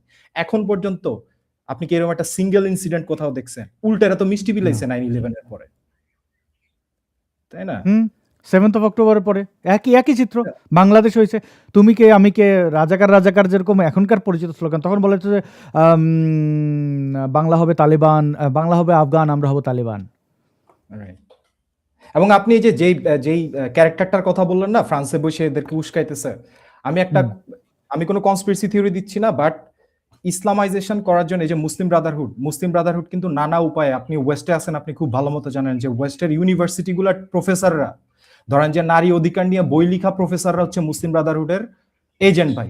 এরকম বহুত পাবেন, আপনি নাম সার্চ করে। এরা কিন্তু কেউ মুসলমান না, এরা কোনো ধর্ম বিশ্বাস করে না, কিছু না। LGBT কিউ মার্চে যায়, খুব ভালো কথা, কিন্তু এরা হচ্ছে মুসলিম ব্রাদারহুডের পয়েন্ট হচ্ছে করে, অ্যাম্পলিফাই করে। এই মুসলিম বাংলাদেশকে ইসলামাইজেশন করার জন্য মুসলিম ব্রাদারহুড যাদেরকে রিক্রুট করছে, এর মধ্যে আপনি মুসলমানের সংখ্যা কমই পাবেন, বেশিরভাগই পাবেন যে অমুসলিম, বা মুসলমান হইলে ধরেন যে গান বাজনা করে, সিনেমা করে, এই করে সেই করে, রাইট? So right. আমরা একটু এখন ইরানের ইতিহাসের দিকে যাই, যে এই মোল্লা গ্যাং এরা কিভাবে ক্ষমতা দখল করলো, এরা ফ্রান্স থেকে এসে কি হইলো, এবং তাদেরকে ওয়েলকাম কারা করলো, কিভাবে কি ঘটলো, যদি আমাদেরকে একটু বলেন। আচ্ছা আসলে আমি আপনাকে ওই যে 1906 সালের ইয়াটার কথা বললাম না, সো বেসিক্যালি ইরান যে 2500 বছরের পুরানো একটা সিভিলাইজেশন, হ্যাঁ, এই 2500 বছরের পুরানো সিভিলাইজেশনটার মধ্যে বিভিন্ন সময় ওদের শাহ নামে একটা ক্যারেক্টার ছিল, যে এসেনশিয়ালি ছিল কিং, যে রাজা থাকতো। তো শাহ ইয়াটি করতো। তো মোহাম্মদ মারা যাওয়ার পরে এবং ওদের ধর্ম কিন্তু প্রথম দিকে ওদের ধর্ম কিন্তু ছিল জরোস্ট্রিয়ানিজম, এখনো ওদের ধর্ম কিন্তু জরোস্ট্রিয়ানিজম অনেক জায়গায় আছে। আমি যে চার্টটা দেখাচ্ছিলাম ওইখানেও আপনি দেখছেন জরোস্ট্রিয়ান কত 3% না 4% আছে। এবং বাই দ্য ওয়ে ইরানের মধ্যে কিন্তু এখন জরোস্ট্রিয়ানিজম অনেক বেশি স্প্রেড করতেছে। আচ্ছা, সো এরপরে মোহাম্মদ মারা যাওয়ার পরে 7th সেঞ্চুরিতে এই জরস্ট্রিয়ানিজম আপনার আসলো। জরস্ট্রিয়ানিজমকে রিপ্লেস করে দিয়ে ইসলাম আসলো। জিহাদের মাধ্যমে ইরানের ভিতরে ইসলাম ঢুকলো। মোহাম্মদ মারা যাওয়ার পরে এই যে ইরানের ধর্ম ইসলামটা কোন ইসলাম হবে, শিয়া ইসলাম হবে, সুন্নি ইসলাম হবে, কি ইসলাম হবে, এইটা নিয়ে অনেক বছর ধরে আপনার একটা বিতর্ক ছিল। ততদিনে ইরানের সুফি, আপনি জানেন যে সুফিদের কিন্তু বড় ধরনের একটা প্রেজেন্স ছিল ইরানে, এবং সুফিদের যে ধর্মবিশ্বাস এটা খুবই ধরেন যে মোলায়েম, খুব বেশি নাচের ব্যাপার ছিল, কবিতার ব্যাপার ছিল, ওদের ওখানে গানের ব্যাপার ছিল, ওদের ওইসব মারামারি কাটাকাটির ব্যাপার ছিল না। তো 16th সেঞ্চুরিতে সাফাবিদ নামে একটা ফ্যামিলি ছিল, যারা ছিল টার্কিশ ভাষায় কথা বলতো, এবং ইসমাইল নামে একজন, সে ইসমাইল ইরানের যে রাজা ছিল সেই রাজাকে ওভারথ্রো করে সে ক্ষমতায় বসে সে শিয়াইজমে কনভার্ট হয়ে যায় এবং ইরানকে শিয়া মতাদর্শ কেন্দ্রিক একটা রাষ্ট্র প্রতিষ্ঠা করে, এবং পুরো পৃথিবী থেকে বিভিন্ন জায়গা থেকে, শিয়ারা কিন্তু মুসলমানদের মধ্যে একটা ভাই নির্যাতিত জনগোষ্ঠী পুরো পৃথিবীতে। এই যে বাংলাদেশে যেরকম দেখছেন অন্যান্য জায়গাতেও এমন আছে যে সৌদি আরবিয়াতে শিয়া হওয়ার কারণে হজ করতে দেয়নি, এরকম অনেক উদাহরণ আছে। হ্যাঁ, তো শিয়ারা হচ্ছে আপনার ইরানে সবাই জমায়েত করলো, ভালো কথা। শিয়া মতাদর্শের উপর ভিত্তি করে ইরান দেশটা চলতেছে 16 শতাব্দী থেকে একদম 1900 শতাব্দী পর্যন্ত, মানে 20 শতাব্দী পর্যন্ত চলছে। চলার পরে 1906 সালে যখন কনস্টিটিউশনাল একটা রেভলিউশন হয়, ইরানের মানুষজন দেখতেছে যে ইউরোপে তো চার্চ আর স্টেট আলাদা। ইউরোপে যখন এনলাইটেনমেন্ট হইলো, ইউরোপে যখন ধরেন যে ইন্ডাস্ট্রিয়াল রেভলিউশন অন্যান্য যে দিকে আগায় যাচ্ছে, জ্ঞান বিজ্ঞানে আগায় যাচ্ছে, তখন ইরানের মানুষজন চিন্তা করলো যে আমরা কেন পিছিয়ে থাকবো, আমরা তো আগায় যাইতে হবে। তখন ওরা 1906 সালে সেই রেভলিউশনটা করলো, কনস্টিটিউশনাল রেভলিউশন, এবং ওই রেভলিউশনের থ্রুতে ইরানের প্রথম কনস্টিটিউশন আসছে, প্রথম পার্লামেন্ট হয়েছে। এর আগে কিন্তু এগুলো ছিল না। ওদের ওই পার্লামেন্টকে বলে মজলিস, ওটা এখনো আছে, সেই পার্লামেন্ট হয়েছে 1926 সালে। পাহলাভি যে ডিনেস্টি আছে, পাহলাভি ডিনেস্টি হচ্ছে ইরানের ক্ষমতায় আসে। এই পাহলাভি ডিনেস্টি প্রথম জনের নাম ছিল রেজা শাহ পাহলাভি। এই রেজা শাহ পাহলাভি যেই দর্শন, সেটা ছিল হচ্ছে সেকুলার ন্যাশনালিজম। ও কিন্তু ধর্ম থেকে অনেক দূরে সরে আসছে আসাদ ভাই, এবং সে কিন্তু শিয়া যে ক্লেরিকরা ছিল বা ধরেন যে মোল্লারা ছিল, এদেরকে দৌড়ের উপরে রাখতো। সে 1926 সালে রেজা শাহ পাহলাভি সে ইয়াদেরকে দৌড়ের উপরে রাখতো, এবং সে বিভিন্ন জায়গায় সেকুলার রিফর্ম আছে। এবং খুবই মজার ইনফরমেশন হচ্ছে, এই রেজা শাহ পাহলাভি কিন্তু হিজাব ব্যান করছিল ইরানে, সেটা ব্যাক ইন 1930 1940 ওই সময়ে চিন্তা করেন, সে কিন্তু হিজাব ব্যান করছিল। এবং ইরানে 1963 সালে রেজা শাহ পাহলাভির ছেলে যে মোহাম্মদ রেজা পাহলাভি, 1963 সালে তার শাসনামলে হচ্ছে আপনার মেয়েরা ভোট দিতে পারতো, মেয়েদের ভোট দেওয়ার অধিকার প্রথম চালু হয়। এই যে ওয়েস্টার্ন একটা ইম্প্যাক্ট, ওয়েস্টার্নাইজড একটা হওয়ার প্রবণতা ইরানিয়ানদের মধ্যে ছিল, ওদের পড়ালেখা, ওদের সংস্কৃতি। আমি একটা ভিডিও বের করে রাখছি আসাদ ভাই, আমি মনে হয় যে এটা রেলেভেন্ট এই টপিকের সাথে, আমরা এটা একটু দেখতে পারি যে আসলে মোল্লারা আসার আগে ইরানের অবস্থাটা কি ছিল, ইরান কিরকম ছিল, ইরানের মানুষজন আসলে কিরকম ছিল, আসলে ওরা কি হিজাব পরে ঘুরে বেড়াইতো, এটা আমরা একটু দেখি, তাইলে আমরা এটা আরো ইয়ে করতে পারবো। এবং আপনি খুব চমৎকার ভাবে আমাদেরকে সমৃদ্ধ করছেন শোয়ের মাঝখানে। ধন্যবাদ দিয়ে রাখি আলফি সুলেমান ভাই। আর দর্শকদের বলে রাখবো একটু শেয়ার করতে পারেন যদি আপনাদের বন্ধু মহলে চান যে এই লাইভটি অনেকেই দেখুক। জি, আমরা দেখছিলাম ভিডিও। আচ্ছা, এটা হচ্ছে ভাই ইরানের ইসলামিক রেভলিউশনের আগে ইরান কিরকম ছিল, এর মধ্যে গান আছে, তো আমি সাউন্ড অফ করে দিচ্ছি। ও প্লিজ।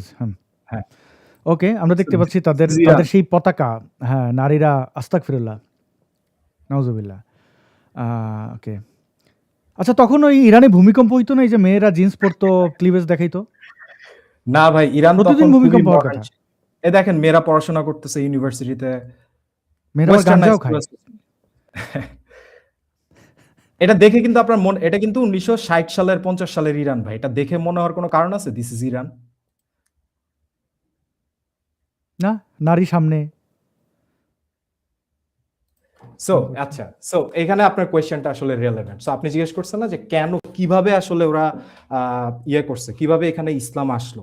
তো এই যে রেজা শাহ পাহলাভি এবং তার ছেলে মোহাম্মদ রেজা পাহলাভি, ওদের আমলে ওদের একটা খারাপ দিক ছিল, ওরা কিন্তু আপনার পলিটিক্যাল অপোজিশন যারা আছে তাদের উপর অত্যাচার নির্যাতন করতো। হ্যাঁ, এবং ওরাও স্ট্রং ম্যান হিসেবে দেশ চালাইতো, ওরা এমন না যে খুব ডেমোক্রেটিক এরকম ছিল।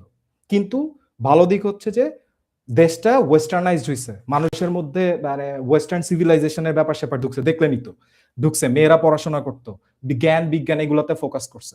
ওই সময়ে এই যে শিয়া ইসলামের কেন্দ্র হয়ে উঠছিল ইরান ফর সেঞ্চুরিজ, আমি যে বললাম 16 শতাব্দী বা তারও আগে থেকে কেন্দ্র হয়ে উঠছিল ইরান, ওই সময়ে একজন মোল্লা যার নাম ছিল হচ্ছে রুহুল্লাহ খোমেনি, সেই রুহুল্লাহ খোমেনি ইরানিয়ানদেরকে বলতেছে যে দেখো, এই যে আজকে বাংলাদেশে দেখেন না যে ভারতীয় আধিপত্যবাদ, ভারত বাংলাদেশকে এইটা করলো সেটা করলো, তো রুহুল্লাহ খামিনি এরকম আইসা বললো দেখো আমেরিকান আধিপত্যবাদ, আমেরিকানরা ইরানিয়ানদেরকে আমাদের ধর্ম নিয়ে টানাটানি শুরু করছে, এই যে সেকুলারিজম ঢুকাইছে আমাদের মধ্যে, দেখো মেয়েরা এটা করতেছে। এই যে মেয়েদেরকে ভোটের অধিকার দিছে, বাই দ্য ওয়ে, মেয়েদের ভোটের অধিকার দেওয়ার পরে খামিনির বিশাল চুলকানি শুরু হয়েছে এবং ও কিন্তু একটা মুভমেন্ট শুরু করছে যে এটার মাধ্যমে আসলে ওয়েস্টার্ন জিনিসপাতি আমাদের সমাজে ঢুকে আমাদের সমাজকে ধ্বংস করে দেওয়ার চেষ্টা চলছে।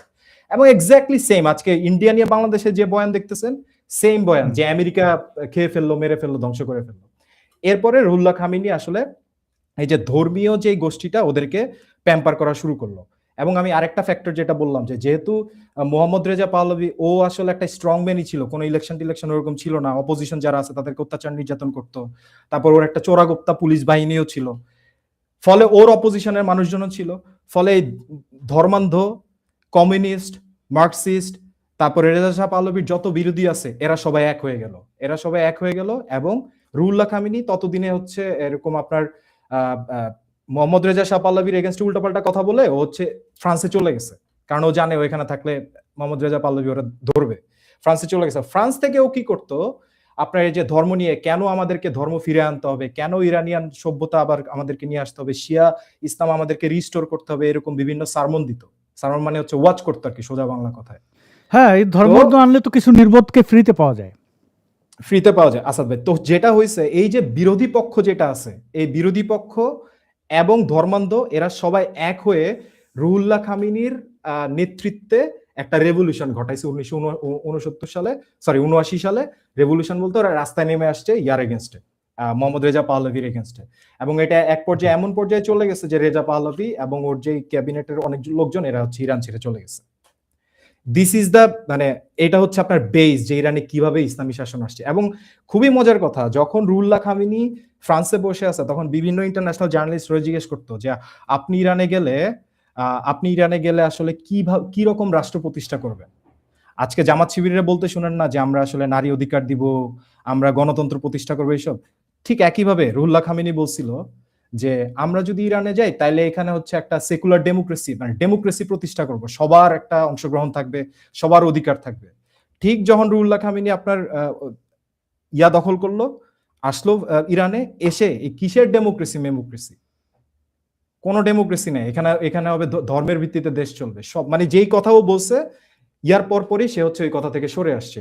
এবং যেই মেয়েরা ধরেন যে মোহাম্মদ রেজা পাহলভির এগেনস্টে যায় রুহুল্লাহ খামিনির আন্ডারে রেভলিউশন করছে, ওই মেয়েরা যখন দেখলো কি ব্যাপার, এরা তো হচ্ছে এখন হিজাব বাধ্যতামূলক করতেছে, মেয়েরা কিন্তু রাস্তায় নেমে আসছে, ওই মেয়েরা রাস্তায় নেমে আসার পরে ওদেরকেও ম্যাসাকার করছে। এবং যে মার্কসিস্টরা, যে কমিউনিস্টরা আপনার রুহুল্লাহ খামিনির ক্ষমতায় আসছে, রুহুল্লাহ খামিনি ক্ষমতায় আসার পরে নাস্তিকদেরকে না, বিরোধী দলীয় নেতাদেরকে না, সবার প্রথমে ফাঁসিতে ঝুলাইছে হচ্ছে কমিউনিস্টদেরকে। হ্যাঁ, সো এটা হচ্ছে ভাই ব্যাক স্টোরি আর কি ইরানের। মানে এবং আপনি খুবই মিল পাবেন বাংলাদেশের সাথে, আসলে বাংলাদেশের জামাত শিবিরের সাথে, তারপরে যে ভারতীয় আধিপত্যবাদ এগুলোর সাথে খুব মিল। অল্প সময় কিন্তু আমাদের লাল আপ্পিদের টরাস শুরু করে দিয়েছে জামাতিরা, এবং তারা অনেকেই বলছে যে আর যাব না। যাই হোক, আপনারা জানেন এনসিপির সেই 7 সিস্টার্সরা বের হয়ে কেন গেছে আর কি। দুঃখে হাসি পায়। এবং আবার খামিনিতে ফিরে যাই, খা দিয়ে শুরু করলেই নারী বিদ্বেষী একটা শব্দ চলে আসে, আমি এটার জন্য প্রস্তুত না। আমাকে এখানে কিছু কমেন্ট আমরা পড়ি একে একে। আচ্ছা, ওকে, ঠিক। অথর তিনি বলছেন যে ক্ষমতায় যাওয়ার পর এদের চেহারা পাল্টাবে। আরেকজন ড্রিম, তিনি বলছেন আসাদ নূর রয়্যাল এজেন্ট। জি, ধন্যবাদ। যদি রয়্যাল এজেন্ট হয়ে থাকি তো আসাদ ভাই কমেন্ট একটু রাখেন, এই কমেন্টটা এটা একটু রিলেভেন্ট। সেটা হচ্ছে আপনি দেখবেন যে বাঙ্গুদের গত ইরানের রেভলিউশন নিয়ে বাঙ্গুদের একটাই কথা, সেটা হচ্ছে যারা রাস্তা নেমে আসছে এরা সবাই মোসাদের আর সিআইএর এজেন্ট। তো এটা আমরা দুই ভাবে দেখতে পারি। একভাবে হচ্ছে যে মোসাদের আর সিআইএর এজেন্ট মানে মানে আপনার যেই দেশের অর্থনীতি, আমরা তো অর্থনীতি নিয়ে একদমই কথা বলি নাই, যেখান থেকে আসলে এই রেভলিউশনটা শুরু হয়েছে। আপনি আপনি একটু ইন্ট্রোডাকশন দিছিলেন যে $1 হচ্ছে 14 লাখ ইরানিয়ান রিয়াল। অর্থাৎ গত 1 মাস আগে যদি আপনি 10,000 টাকা বেতন পান, ওটা দিয়ে যত জিনিস কিনতেন, এখন 1 মাস পরে ঠিক 10,000 টাকাই বেতন পাচ্ছেন আপনি, কিন্তু কিনতে পারতেছেন অর্ধেক। তো মানুষের জীবন বলে কোনো কিছু নাই, মানুষের আসলে ক্রয় ক্ষমতা বলে কোনো কিছু ছিল না, মানুষের দেয়ালে পিঠ থেকে গেছে, ফলে মানুষ রাস্তায় নেমে আসছে। এখন আপনি যখন খেতে পারবেন না ভাই, তখন আপনার রয়ের এজেন্ট হওয়া লাগবে না, মোসাদের এজেন্ট হওয়া লাগবে না, আপনি তখন সব ভাঙচুর করে ফেলতে চাইবেন। পেটে টান পড়লে ভাই কেউ কোনো এজেন্ট হওয়া লাগে না। এই খামিনের পোলারা এগুলো কিছু বুঝবে না, আর বোঝার চেষ্টাও করবে না। তাদের মস্তিষ্কে বোঝার ক্ষমতাও তাদের আল্লাহ দিয়ে রাখে নাই, সেকেন্ড অ্যাসপেক্ট তাদের থেকে আল্লাহ। চিন্তা করেন আসাদ ভাই, সেকেন্ড অ্যাসপেক্ট থেকে চিন্তা করেন যে একটা এত ক্ষমতাশালী ইসলামিক রেজিম, এর মধ্যে মিলিয়ন মিলিয়ন মানুষ সিআইএ আর মোসাদের এজেন্ট, তাহলে তো নিজেরই যোগ্যতাই নেই ক্ষমতায় থাকার, যে বেটা আমি ক্ষমতায় থাকা অবস্থায় 10 লাখ মানুষ মোসাদের এজেন্ট। ভাই এটা খামিনের পোলারা, এই যে মাসুদ ভাই রে, আমরা যদি রয়ের এজেন্ট হয়, মাসুদ ভাই এখনো জেলে, আর আমি ভারতের গোষ্ঠী উদ্ধার করে দিই, ফ ধুয়ে দিলাম কয়দিন আগে। মানে ওয়েল, আচ্ছা, একটা ভালো শব্দ পাওয়া গেল, খামিনির পোলা। কেউ আসলে নারী কেন্দ্রিক ওই গালিটা দেবেন না কাউকে, বড় জোর খামিনির পোলা বলতে পারেন, এটা ভালো শব্দ। এবং খামিনি এবং তার গ্যাং এই ইরানে, এটা আজকে না হোক কাল বা পরশু ভোর আসবেই। এবং এদের এই ইসলামিক সন্ত্রাসবাদীদের যে কি অবস্থা করবে ইরানিয়ানরা, সময়ের অপেক্ষা। 20,000 মেরেছ, তোমাদেরও তো 20,000 আছে, আরও বেশি আছে ইসলামিক সন্ত্রাসীরা। খামিনির পুতদের কি হয় সেটা একটা বিষয়। আমরা আবার একটু ওই বিষয়টাতে ফিরতে চাই যে আপনার কি মনে হয় এই আন্দোলন কোথায় যেতে পারে? মানে আমি বলবো না যে আপনি যা বলবেন তাই হবে, কিন্তু একটু ধারণা, আপনি খুব নিবিড়ভাবে পর্যবেক্ষণ করছেন মধ্যপ্রাচ্যের এই সমস্যাগুলো। অনেক আগে থেকে আপনি আমাদের আরও কয়েকটি শোতে এসে আপনি কথা বলেছেন এবং আমাদের দর্শকরা বেশ সমৃদ্ধ হয়েছেন। তো আপনার ভবিষ্যৎ পর্যবেক্ষণ কি বলে? আচ্ছা ভাই, আপনি যদি ইরানের অবস্থাটা দেখেন, দিন শেষে মানুষজনের সেকুলারিজমের দিকে শিফট বা অন্যান্য জিনিসপাতি তো আছেই, বাট আপনি যদি একদম পিওরলি একটা রাষ্ট্র হিসেবে চিন্তা করেন, এটার কোনো অর্থনীতি বলে কোনো কিছু নাই, টোটালি কলাপস। আমি গতকালকে দেখলাম যে 1 ইরানিয়ান রিয়াল ইকুয়ালস টু €0, $0, অর্থাৎ ওদের টাকার মান বলে আর কোনো কিছু নাই। ওদের যে বড় বড় ব্যাংকগুলা, সেই ব্যাংকগুলা সব কলাপস করছে। এখন আপনি আমারে বলেন যে একটা দেশের অর্থনীতি যদি কলাপস করে থাকে একটা রেজিমের আন্ডারে, আপনি যত মানুষই মারেন, আপনি কেমনে টিকে থাকবেন? Is it possible? It's not possible. এই বাঙ্গু খামিনির পোলাদের লজ্জা করে না যে বাংলাদেশের 1 টাকার বিপরীতে ইরানের 42,000 রিয়াল বোধহয় ওদের। সো এটাই একটা বিষয় হচ্ছে যে ওদের অর্থনীতি কোলাপস করে গেছে। 2 নাম্বার বিষয় হচ্ছে যে এই আন্দোলন থেকে 2022 সালের উইমেন লাইফ ফ্রিডম যে আন্দোলন হয়েছে মাসা আমিরিরে হত্যা করার পরে, ওই আন্দোলন থেকে আবার 2019-এর একটা আন্দোলন হয়েছে, 2009-এ গ্রিন মুভমেন্ট হয়েছে। এইগুলা থেকে যদি আপনি ট্রেন্ডটা খেয়াল করেন, তার মানে হচ্ছে যে ইরানের মানুষজন এদের মোল্লাতন্ত্রের উপর আসলে মানে ব্রিটিশরা চলে আসছে ওদের। তা আপনি আসলে কতদিন জোর করে ইয়ে করে থাকতে পারবেন? তার উপরে ওদের সাপোর্ট আছে ইন্টারন্যাশনালি, ধরেন ইসরায়েল ওদের সাপোর্টে আছে, আমেরিকা ওদের সাপোর্টে আছে। তো আসলে আপনি কতদিন ক্ষমতায় থাকতে পারবেন?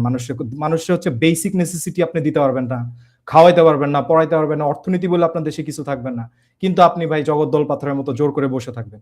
এটা কি সম্ভব নাকি?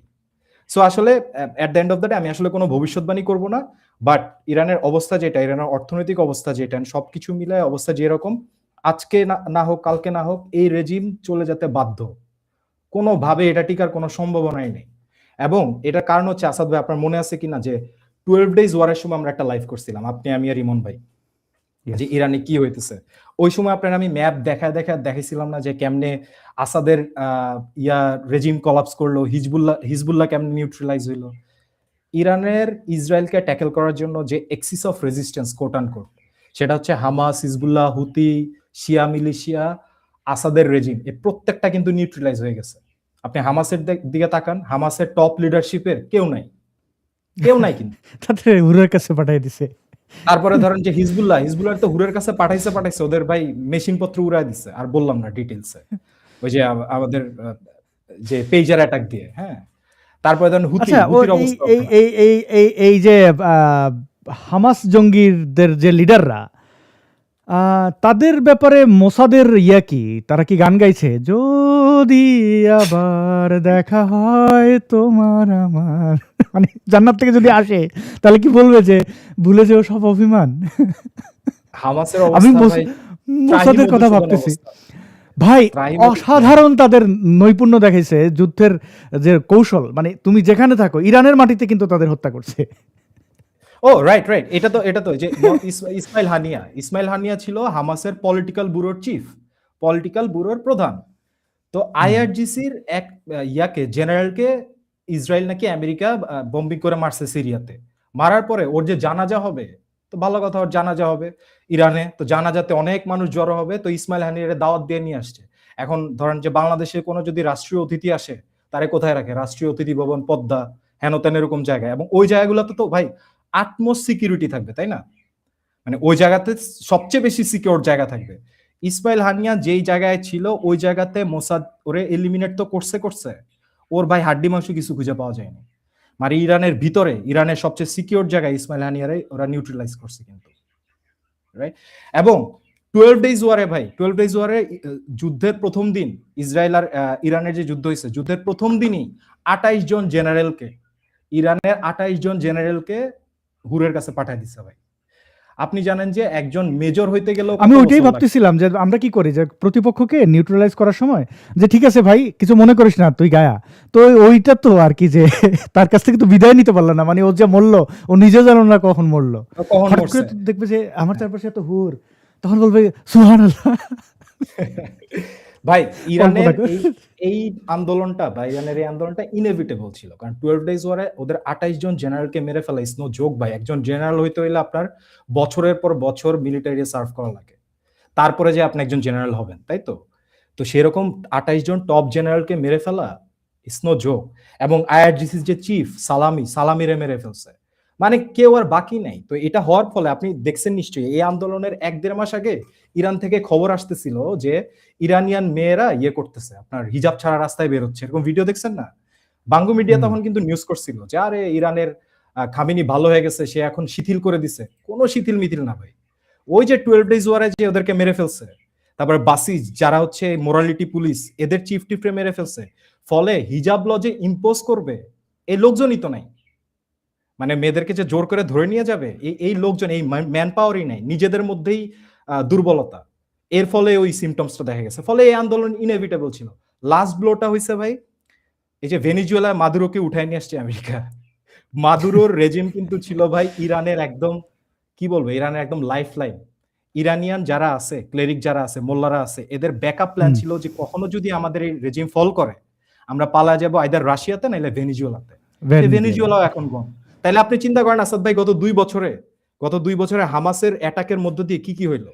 হামাস ফল করলো। আচ্ছা ভাই, আমি একটু বুঝি, আমার এখানে একজন বন্ধু কমেন্ট করেছেন যে ইসমাইল হানিয়া এসেছিল ইরানের প্রেসিডেন্ট মুরসির মৃত্যুর যে বিদায় অনুষ্ঠানে আছে। মুরসিনা রাইসি, তো মুরসিনা, হ্যাঁ রাইসি। ঠিকই বলছে, রাইসির মৃত্যু। তো এই জন্যই আমি নামটা পড়তে পারছিলাম না। তো এখন ব্যাপারটা কি দাঁড়ায় যে ওরা ভেনিজুয়েলায় গেলে ওদের মনে কি ভয় নাই? তোদেরকে আল্লাহর ডর নাই? আল্লাহ মানে ইসরায়েল, যে তোর ঘরে আসলে তোর ঘরের মধ্যে হাই সিকিউরিটিতে মিলিটারি বেসের মধ্যে মারিয়ে ফেলতেছে, তুই ভেনিজুয়েলায় যে আরামে থাকবি, আর ওই দেশের প্রেসিডেন্টই নিয়ে গেছে। ওরা এখন যাবে কই ভাই? জাহান্নাম ছাড়া, মানে ওদের কাছে যারা জান্নাত, হুরের কাছে যাওয়া ছাড়া ভাই আর তো কোনো উপায় দেখি না। রাশিয়া ছাড়া ওদেরকে, যেরকম আসাদ পালা যাওয়ার পরে রাশিয়া গেছে, হ্যাঁ। তো খামেনি যদি বেঁচে যায় কোনো মিরাকুলাসলি, ওর বেঁচে যাওয়ার সম্ভাবনা নেই। ওরা যদি প্রোটেস্টাররা পায়, ওর যে কি অবস্থা হবে। বা যদি কোনোভাবে ও বেঁচে যায়, সেফ এক্সিট নেওয়া যায়, ওর একমাত্র ডেস্টিনেশন হবে রাশিয়া, এর বাইরে কোনো ডেস্টিনেশন ওর নাই আসলে। আর যাওয়ার সুযোগ যদি না পায়? যাওয়ার সুযোগ না পাইলে ভাই, ওই যে আপনাদের মনে আছে কিনা যে ইয়ারে সাদ্দামের পরিণতি কি হয়েছিল, গাদ্দাফির পরিণতি কি হয়েছিল মনে আছে আসাদ ভাই? ভিডিওগুলা কথা মনে আছে না? মনে আছে, খুব ভালো করে মনে আছে, আমাদের দর্শকদেরও নিশ্চয়ই মনে আছে। দর্শক আপনারা একটু কমেন্ট করতে, মনে আছে এই মনে আছে কিনা গাদ্দাফির যদি জানান। পরিণতি, হ্যাঁ। গাদ্দাফির পরিণতি আসলে ওর জন্য অপেক্ষা করতেছে যদি পালাইতে না পারে, ইনএভিটেবল। ইউএসএ মানে ট্রাম্প বলছেন তো অনেক কথাই, হেল্প আসছে, এই আসছে, সেই আসছে, এই অহিনাদিল হবে, মানে শান্ত কেন? কি ঝড়ের আগের মেঘলা শান্ত হয়ে যাওয়া প্রকৃতি এরকম? আসলে ভাই আমেরিকার তো ইয়া আছে, অনেক মিলিটারি বেজ আছে মিডল ইস্টে, আবার ইরানও বিভিন্ন জায়গায় টার্গেট করতে পারে। সো ওরা যদি কোনো একটা জায়গায় মিলিটারি অপারেশন চালায়, বাই দ্য ওয়ে এই যে ইউএস এর এই যে সরকারটা, ওরা কিন্তু কোথাও ট্রুপস নামায় না। আপনি খেয়াল করছেন কিনা যে আগে যেরকম বিভিন্ন জায়গায় সৈন্য পাঠায় দিত, ইরাকে সৈন্য পাঠায় দিছে, আফগানিস্তানে সৈন্য পাঠায় দিছে, ট্রাম্পের অ্যাডমিনিস্ট্রেশন কিন্তু কোথাও সৈন্য পাঠায় না। ওরা তো হচ্ছে দেখা না স্পেশাল দিলে বন্ধু কথা কইও না, এখানে এখানে তুমি বলতেছো কেন আমি মানে মানুষকে আশা দেওয়া। না না, আমি কি আরেকটা বলতে বিষয় হচ্ছে চাচ্ছি যে দেখেন, জলে এই যে নামলে আপনি মাদুরো, মাথা ভেজাবেন না, এটা কেমনে হয়? দরকার নাই তো আপনার ট্রুপস পাঠানোর। এই যে মাদুরোর 3 ঘন্টার মিলিটারি অপারেশন, 3 ঘন্টার মিলিটারি অপারেশনে মাদুরো ঘুমাইতেছে, ঘুম থেকে ওটা দেখছে নিউ ইয়র্কের জেলে, তাই না? সো আপনার তো ট্রুপস পাঠানোর দরকার নাই। সো আমেরিকা অ্যাটাক করবে কি করবে না, ট্রাম্প তো গতকালকে বলছে যে যারা যারা তোমাদেরকে হত্যা করতেছে তাদের নামগুলো লিখে রাখো, তোমাদেরকে টর্চার করতেছে তাদের নামগুলো লিখে রাখো, help is on the way, right? এখন Yeah. অ্যাটাক করবে কি করবে না এটা তো আসলে আমরা ভবিষ্যৎবাণী আসলে ওইভাবে করতে পারি না, বাট মোস্ট লাইকলি করবে। বাই দ্য ওয়ে, ট্রাম্প কিন্তু একটা ট্যারিফও দিচ্ছে, মানে ফার্দার এই রেজিমের ইকোনমি যাতে কোনোভাবেই দাঁড়াইতে না পারে ওই ব্যবস্থা ট্রাম্প অলরেডি করে দিছে, যে ইরানের সাথে কোনো দেশ যদি ব্যবসা করে সেই দেশের উপর 25% ট্যারিফ পড়বে আমেরিকার সাথে ব্যবসা করতে আসলে। তার মানে কি? তার মানে ওদেরকে টোটালি আইসোলেট করে দিছে। এখন অ্যাটাকটা হবে কি হবে না, উইল সি, আমরা দেখবো।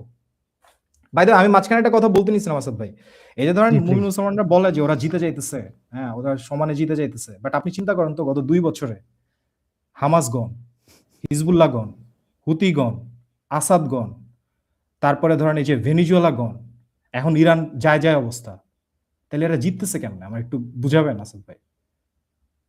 এদের তো ভাই পরনের জামা কাপড়ও নাই, মানে জিতলো কেমনে? কোনো কথা নাই, শুধু আমি বেঁচে থাকবো, আমি আসাদ আছি, হিয়ার আই অ্যাম। আর কোনো আসাদ থাকবে না। আল্লাহ ওনাদেরকে বেহেশত নাসিব করুক এবং বরাদ্দ মানে প্রতিশ্রুত হুর প্রদান করিয়া তাদেরকে ধন্য করুন, আর কি বলবো। অবশ্যই একটা জিনিস ভাই আমরা মনে হয় বলি নাই পুরো স্ট্রিমে, সেটা হচ্ছে আচ্ছা, হুরের যে বিবরণ, তারা মানে এটারে বোধহয় বলে একটু ই করে রেস্ট ইন পিস, মানে পিস না, রেস্ট ইন পিস। তো এই হুরদের 72 জন একসাথে প্রস্রাব করলে তো অনেক সমুদ্র হয়ে যাওয়ার কথা, মানে হুরের যে বিবরণ ট্রান্সপারেন্ট। ওকে, আচ্ছা। Rest in peace. তবে আসাদ ভাই, আমাদের অন এ সিরিয়াস নোট, আমাদের এই ইরানের রেভলিউশনে এবং এই রেভলিউশন ঠিক না, তারও আগে থেকে ইরানের মেয়েদের যে সাহসিকতা, ইরানের মেয়েদের যে কারেজ, ওদের যে রিজলভ, এটারে ভাই রেসপেক্ট না জানানোর, মানে না জানায় থাকার কোনো উপায় নেই। আপনি যদি চিন্তা করেন, সেই মাশা আমিনিকে যখন হিজাব ঠিকভাবে পরে নাই এই অভিযোগ করে ওকে পিটায় মেরে ফেললো, তারপরে ইরানের মেয়েরা রাস্তায় নেমে এসে চুল কেটে ফেলছে, হিজাব আগুনে পুড়াইছে। আপনার নিশ্চয়ই মনে আছে 1-1.5 মাস আগে তেহরান ইউনিভার্সিটির একটা মেয়ে, ওকে বলছে তুমি হিজাব পরো নাই কেন, ও কিন্তু বোরকা টোরকা খুলে ওর যে আন্ডারগার্মেন্টস আছে এটা পরে বের হয়ে গেছিল, তারপর ওকে অ্যারেস্ট করে নিয়ে গেছিল। আপনার পিঙ্ক কালারের আন্ডারগার্মেন্টস ছিল, আপনার মনে থাকার কথা আছে ভাই, একটা আইকনিক মুভমেন্ট ছিল।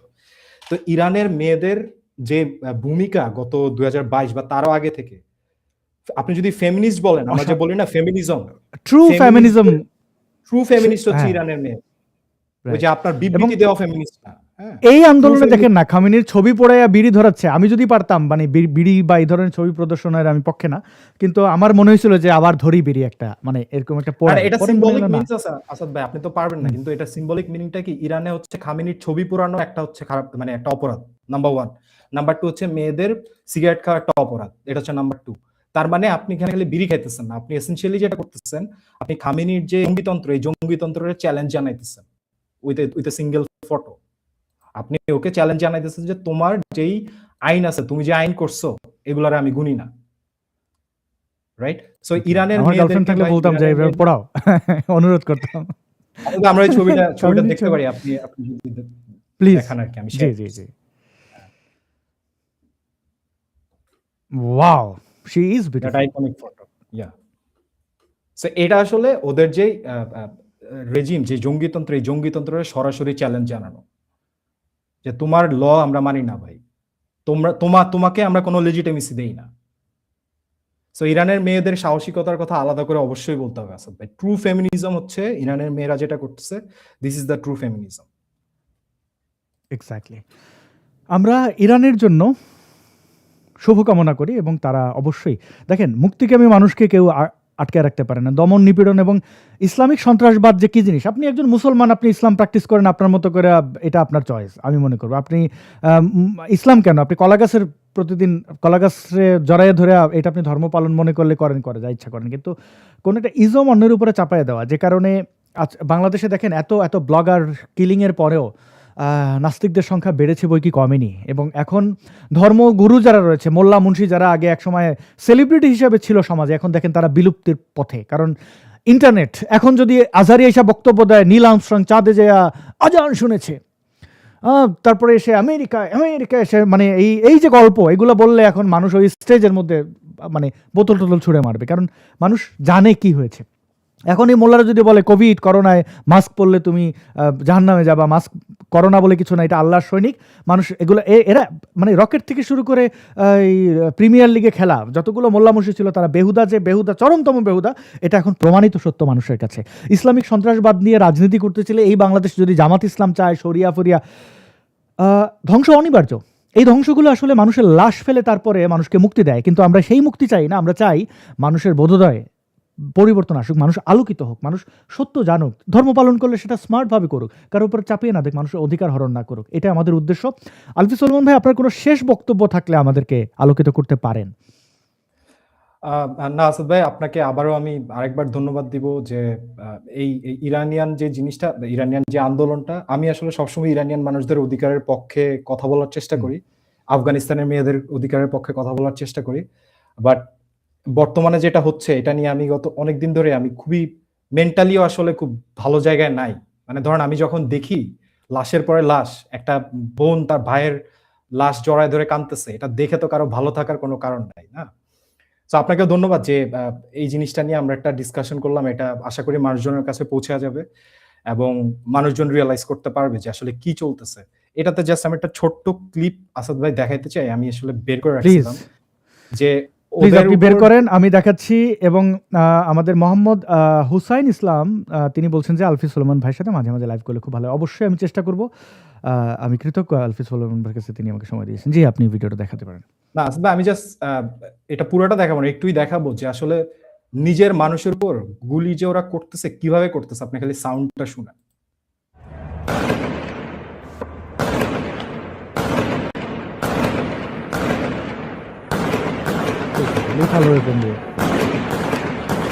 এই ভিডিওটা হচ্ছে 6 মিনিট 11 সেকেন্ডের ভিডিও। পুরোটা সময় ভাই গান ফায়ারের ভিডিও। মানে ইটস নট, এটা কিন্তু কোনো যুদ্ধক্ষেত্র না, এটা হচ্ছে একটা দেশের সরকার তার নিজের লোকদের উপর গুলি চালাইতেছে। সো আপনারা একটু রিয়েলাইজ করার চেষ্টা করেন যে জিনিসটা কোন অমানবিক পর্যায়ে গেলে এরকম হইতে পারে। যে একটা বললাম তো 6 মিনিটের ভিডিও আছে ভাই, 6 মিনিট ধরে টানা গান ফায়ারের সাউন্ড। খুবই প্যাথেটিক। এই মানুষগুলোর আসলে যারা হত্যার শিকার হচ্ছেন তাদের জন্য শুভকামনা। মানে শিকার হচ্ছেন তাদের জন্য তাদের পরিবারের জন্য শুভকামনা, তারা বেঁচে থাকুন। এবং এই সকল শহীদদের আমরা অবশ্যই স্মরণ করব। সকল পৃথিবীর যে প্রান্তে থাকুন না কেন, মুক্তিপ্রেমী মানুষের জন্য শুভকামনা। অনেক ধন্যবাদ আলফি সুলেমান ভাই। আমরা এখানে শেষ করছি। দর্শকদের কাছ থেকে তাহলে বিদায় নিয়ে নেই কিছু কমেন্ট পড়ে, কেমন? জি, আলফি সুলেমান ভাই, অনেক কৃতজ্ঞতা আপনার কাছে। প্রিয় দর্শক, আমাদের সাথে ছিলেন আলফি সুলেমান। তিনি মধ্যপ্রাচ্যের ভূ রাজনৈতিক প্রেক্ষাপট নিয়ে সচেতন থাকেন এবং আমাদেরকে তথ্য প্রমাণের ভিত্তিতে যেভাবে আলোকিত করলেন তার জন্য আপনারাও কমেন্ট করে তাকে শুভেচ্ছা জানাতে পারেন। এবং অনেকেই হয়তো ভাববেন যে আলফি সুলেমান ভাই চেহারা কেন দেখলেন না তার, আসলে আল্লাহর বান্দাদের অবস্থা তো জানেন। বাংলাদেশে থেকে আসলে সবার জন্য এটা সহজ হয় না। আর একটা মানুষের নিজস্ব ব্যক্তি জীবন আছে, জীবিকা আছে, সব জায়গায় আঘাত ফেলে। এরা সন্ত্রাসের মাধ্যমে মানুষের কণ্ঠ রোধ করতে চায়। আমরা দুই একজন কোনো কারণে মানে অনেক ভাবে বেঁচে আছি বা বেঁচে থাকছি, কদিন বেঁচে থাকবো জানি না। তবে আমি একটা দীর্ঘ ব্রেক নিয়েছিলাম, 1 মাসের ব্রেকের পরে যে ফিরে আসা এবং এই ব্যাকগ্রাউন্ডটা ছিল এবং সেখানে লাইটস কম ছিল, আপনারা অনেকেই কমপ্লেন করেছেন।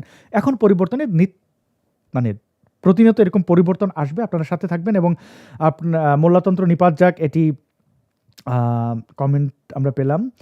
ভাই, বাংলাদেশের মিডিয়া সম্পর্কে কিছু বলেন। বাংলাদেশের মিডিয়া সম্পর্কে এই লাইভে আলোচনা করা হয়েছে, আপনারা শুনে নিতে পারেন। মার্ক্সবাদ এবং মুসলমান এই দুটোই আদর্শ বিশ্বকে হিংস্রতার উপহার দিয়েছে। কিঞ্চিত একমত আপনার সাথে। গত রোববার ফেনীতে এক হিন্দু ছেলেকে কুপিয়ে হত্যা করেছে জঙ্গিরা, অথচ কোনো মিডিয়া কিছু প্রকাশিত হয়নি। এটাই বাংলাদেশের মিডিয়া, এটাই মাঙ্গো মিডিয়া। তারা দুঃস্বপ্ন দেখে, মানে অনেকে আমাদের দুষ্টু ছেলেরা উল্টোপাল্টা জিনিস দেখে অনেক কিছু করে, মানে যারা ওটার সাথে যাকে ভেবে করে তার যেরকম কোনো সম্পর্ক নেই। ঠিক বাঙ্গু মিডিয়ারা এই হামাসি সন্ত্রাসী বা ইরানি সন্ত্রাসীদের পক্ষে সাফাই গিয়ে যা কিছু বাঙ্গুদের সান্ত্বনা দেয়, এতে আসলে সান্ত্বনা এবং বমি হবে, আর কিছুই হবে না, অতটুকুই আর কি। অনেক ধন্যবাদ। আহ, আম, সবাই ভালো থাকবেন। শুভরাত্রি।